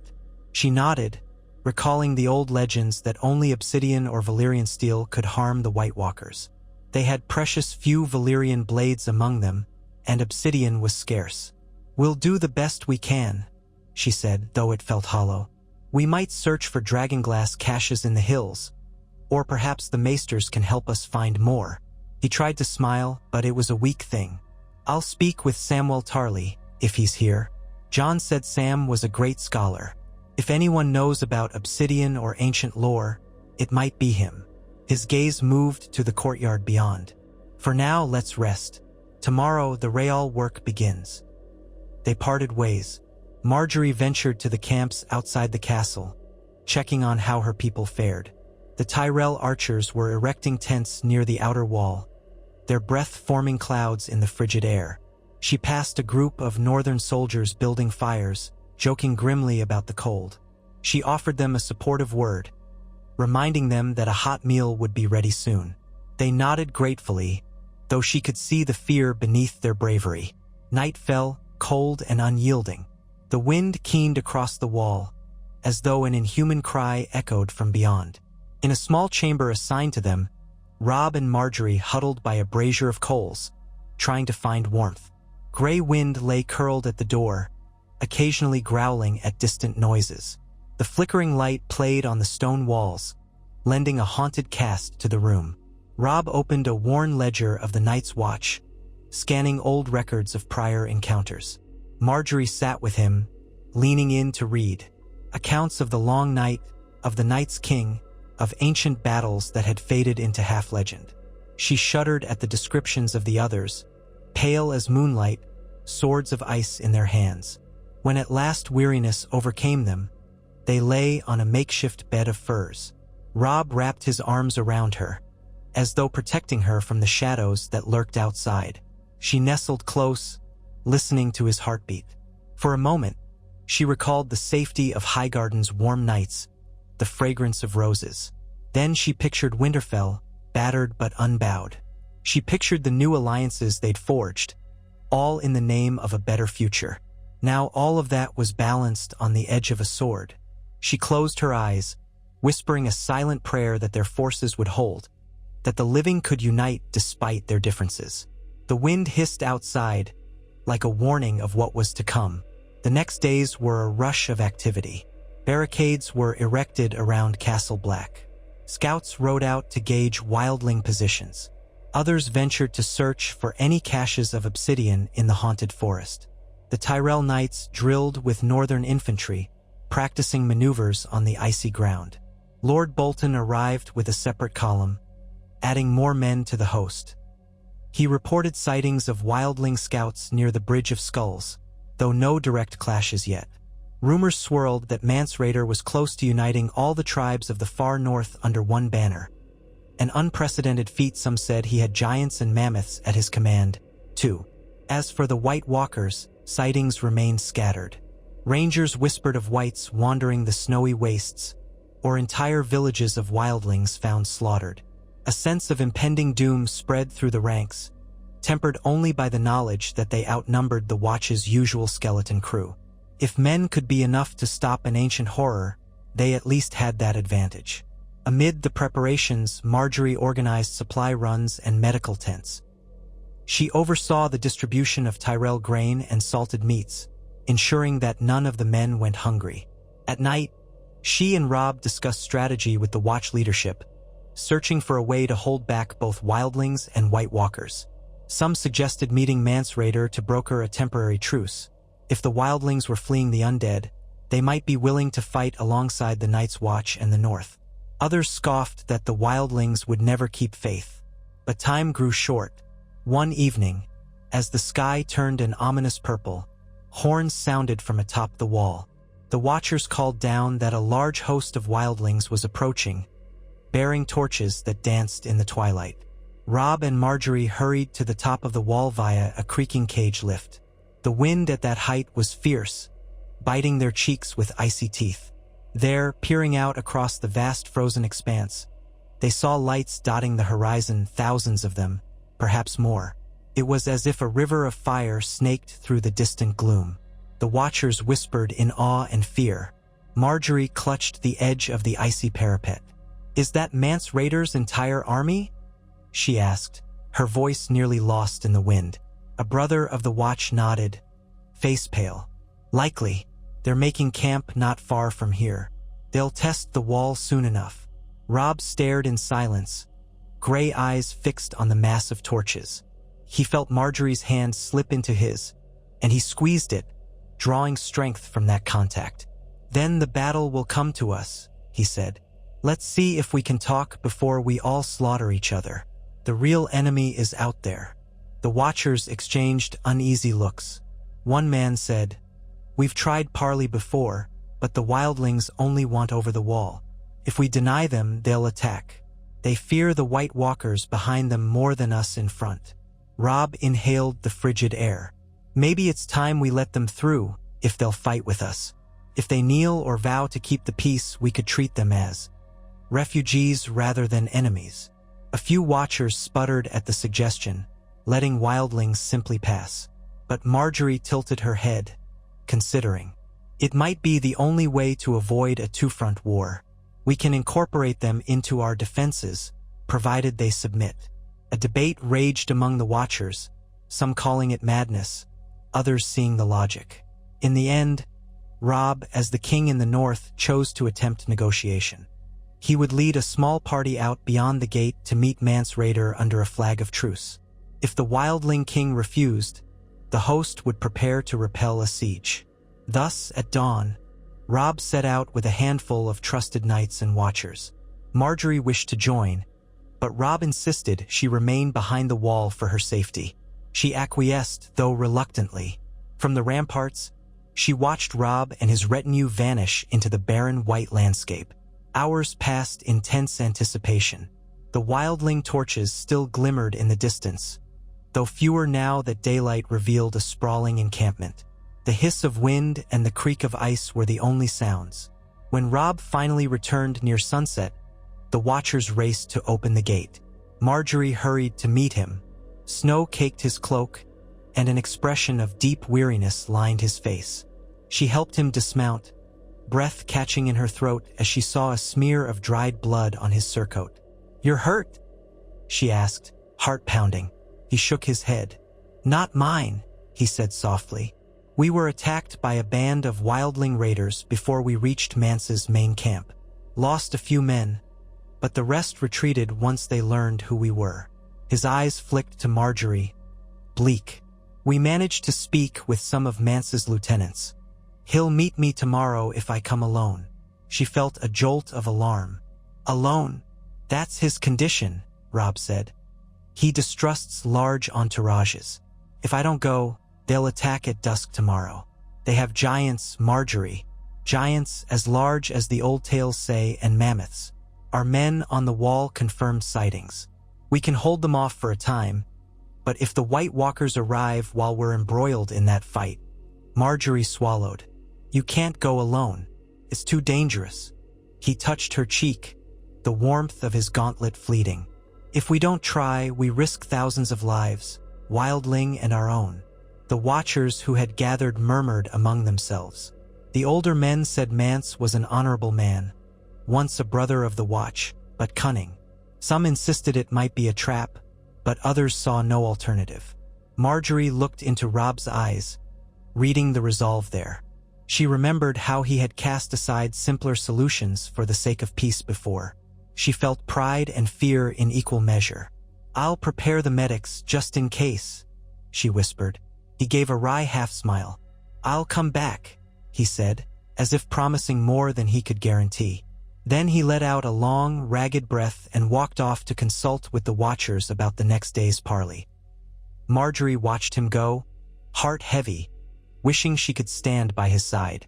But part of her knew that might only make the meeting more complicated. Mance Rayder would see a Southern Queen as an enemy, or worse. That night, the tension in Castle Black was almost unbearable. Men sharpened swords and spears, checking their armor. The Tyrell archers strung bows anew, piling arrows in crates along the ramparts. Roose Bolton's men, sullen and watchful, patrolled the perimeter. Scouts reported that the wildling host was on the move, forming lines as though preparing for an assault. No White Walkers had been seen, but a cold wind blew from the north, promising ill omens. Margaery paced in the courtyard, ignoring the cold that seeped into her boots. She thought of Highgarden's warm breezes, of the sweet scents of flowers in bloom. She remembered the halls of the Red Keep, the cunning of King's Landing.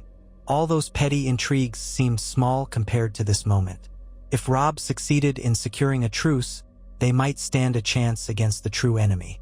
If he failed, they might all be dead by week's end. She found herself praying to the old gods as well as the new, uncertain which might be listening in this land of ancient trees and weirwoods. At dawn, Robb rode out alone. Margaery stood atop the wall, as close as they'd let her get, watching through a borrowed spyglass. The distant wildling lines were visible, a chaotic mass of furs, spears, and huddled figures. Great shapes loomed among them, giants, she realized with a chill. They appeared as tall as two men stacked together, some astride mammoths that plodded across the snow. The scale of the threat was breathtaking. Robb urged his horse forward, a lone rider against a sea. After a short time, she saw movement in the wildling lines. A small cluster separated from the main host, one figure riding a large shaggy horse, the rest on foot. They met in a flat expanse of snow. Margaery's heart hammered. She wished she could hear what they were saying. For a long while, the two parties just faced each other, still as statues. Then one of the wildlings dismounted and walked toward Robb. Robb dismounted in response, meeting the figure in the middle. They spoke for what felt like an eternity. At one point, the wildling waved an arm, pointing north. Another figure joined them, a tall woman with red hair. The conversation continued. Margaery bit her lip until she tasted blood, the cold wind stinging her eyes. Then, abruptly, the group turned. Robb climbed back onto his horse and rode toward the wall, while the wildlings retreated to their lines. The tension in the watchers around her was palpable. Had they reached an accord, or was war inevitable? Robb returned to Castle Black by midday, his expression drawn.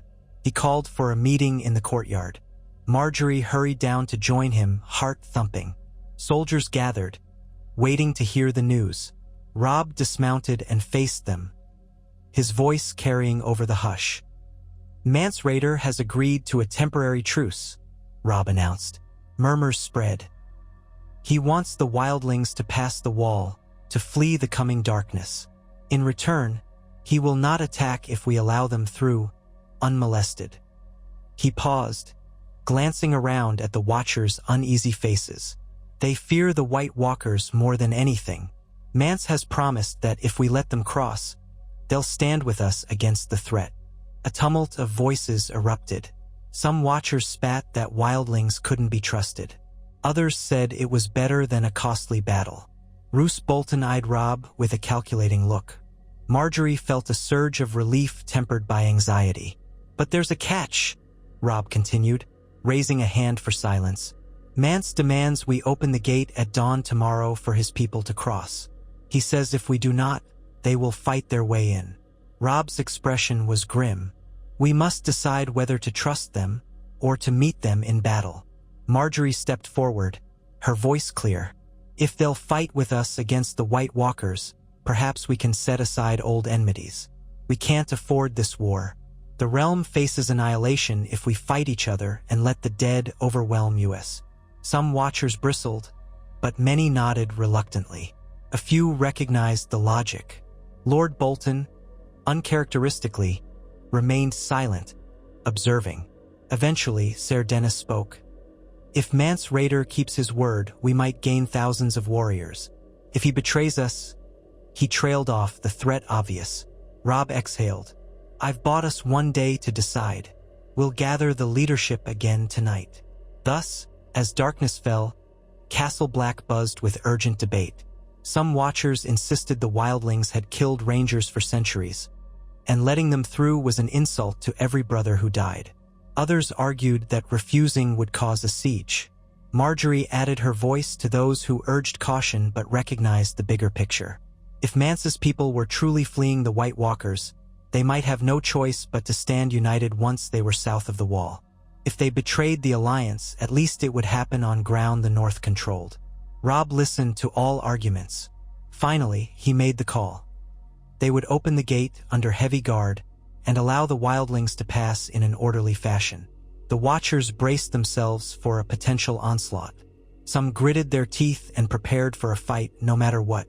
Robb tried to reassure them that if it came to violence, they had the advantage of the wall and well-armed forces behind them. Dawn came, gray and cold. Atop the wall, Margaery stood beside Robb, bracing against the wind. The gate below was opened, watchers and northern soldiers forming lines to guide or repel the wildlings as needed. Drums sounded in the wildling camp. Slowly, the mass of furs and weapons advanced. Giants lumbered at the flanks, mammoths snorting steam into the frigid air. At the head, a tall figure in ragged black Mance Rayder led the column. At first, the crossing seemed peaceful. Wildlings trudged through the gate, glancing warily at the watchers. Robb and Margaery descended to the courtyard to oversee the process, standing with their own guards. Tension crackled, men on both sides gripping weapons. Margaery watched a wildling mother usher two dirty-faced children through, her eyes fearful. A scowling raider with tattoos passed, glaring at them but holding his spear low. Suddenly, a shout rang out. A watcher cursed, lunging at a wildling who had tried to steal a horse. Steel flashed, and in a heartbeat, the courtyard erupted into chaos. Soldiers panicked, wildlings brandished weapons, and the watchers on the walls aimed crossbows. Mance Rayder shouted for calm, but a wave of fear rippled through both sides. Robb drew his sword, pushing Margaery behind him, gray wind snarling. For a moment, it seemed war would erupt right there. Then Robb bellowed a command, voice thundering, "Hold! In the name of the king in the north, stand down." Mance Rayder echoed him, yelling at his own people to cease. The watchers hesitated, crossbows trembling. Slowly, the tension ebbed, though a few bodies lay bleeding on the snow. Robb crouched beside one, pressing a hand to a watcher's wound. The man groaned, eyes rolling. Margaery darted forward to help, calling for a maester. She didn't think about the blood soaking into her gloves, the wildling watchers staring as she tried to stanch the flow. All that mattered was preventing the crossing from devolving into a massacre. It took several tense minutes, but Mance's lieutenants and Robb's officers restored order. The crossing resumed, though grudgingly. At last, by midday, thousands of wildlings had passed through the gate. Castle Black's courtyard and the surrounding fields were teeming with them, scowling but subdued, uncertain what awaited them south of the wall.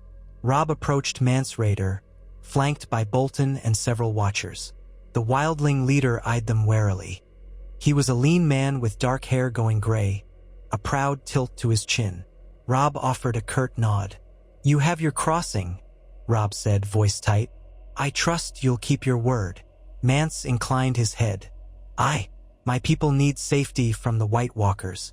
We'll fight alongside you if the dead come. But we're not kneeling. We're free folk." Robb glanced at Margaery, then answered, "You can keep your pride. Just don't break our trust." Mance studied him, then shifted his gaze to Margaery. A king with a southern queen, forging alliances to face the end of the world. Strange times. He gave a faint, humorless smile. "We'll see how strong these alliances truly are." With that, he turned to guide his people further south. Robb and Margaery watched them go, relief mingled with dread.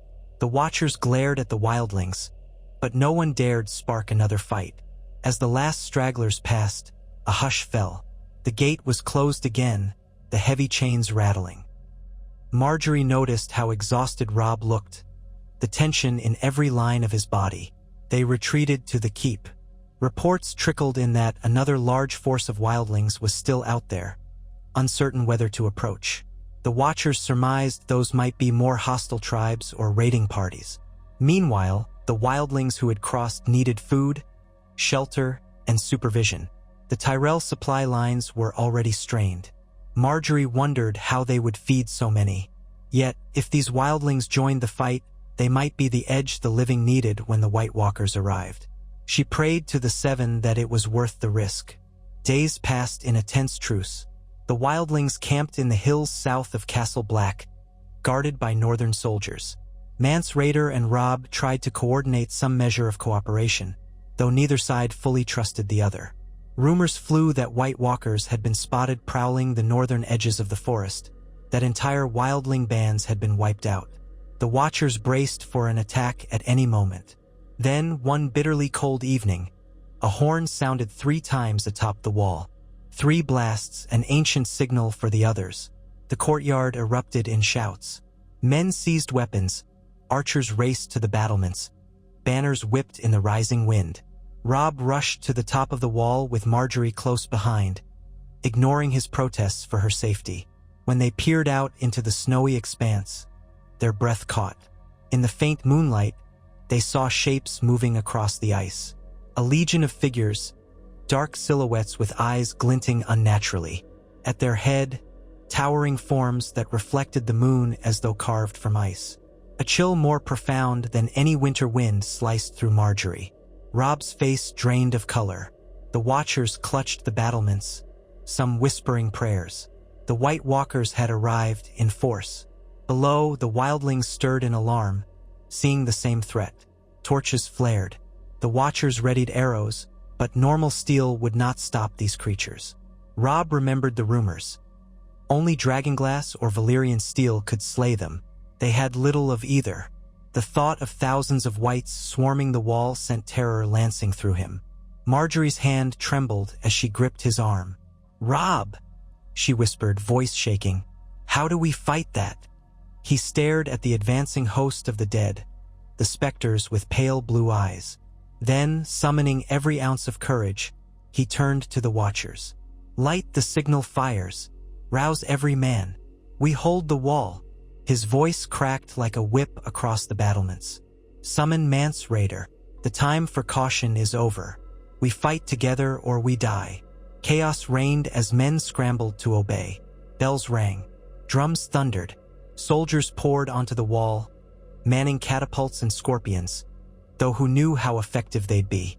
Margaery clutched her cloak around her, face pale. The living had assembled an alliance to face the dead. But would it be enough? Robb turned to her, a fierce light in his eyes. "Stay behind the lines. Organize the healers," he commanded, struggling to keep his voice calm. "We'll need every shred of hope we can find." She gazed at him, tears threatening. "Robb, be careful."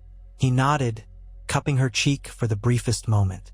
For the North, for the realm. Then he was gone, descending the icy steps to gather the army. Margaery forced herself to breathe, to quell the terror roiling in her chest. The darkest night had come. The living would stand or fall here, under the freezing moon, against an enemy that did not fear steel or death. Below, horns bellowed in warning. Wildlings rushed forward, confusion on their faces, but Mance Raider barked orders to form ranks. Northern Knights lit torches dipped in pitch, forming lines behind the walls. Roose Bolton's men readied crossbows and flaming arrows. The Watchers brandished the few dragonglass daggers they had. Far to the north, the White Walker host continued its silent advance, cold mists swirling around them. Margaery caught a glimpse of one figure astride a skeletal horse, eyes glowing like frozen stars. She realized that war had come, not for a crown or a throne, but for life itself. And in that moment, she whispered a prayer for Robb, for the men of the North and the Reach, for all the living souls gathered here. The horns sounded again. The dead moved closer. Margaery felt an icy dread in her bones, but she stood tall, reminding herself that she was a Tyrell, a queen of the North, and that she must be as unyielding as winter's chill. All across Castle Black, men braced for the battle of their lifetimes. Night pressed in, the wind howled, and the White Walkers came like a frozen tide. Yet in that final hush before the clash, the living clung to the alliance forged by the Rose and the Direwolf, praying it might hold against the endless cold. In a realm so often torn by petty wars, they now stood as one against a foe that recognized no borders, no titles. And as Margaery gazed out into the darkness, she dared to believe that somehow, through unity and sacrifice, life might triumph over death.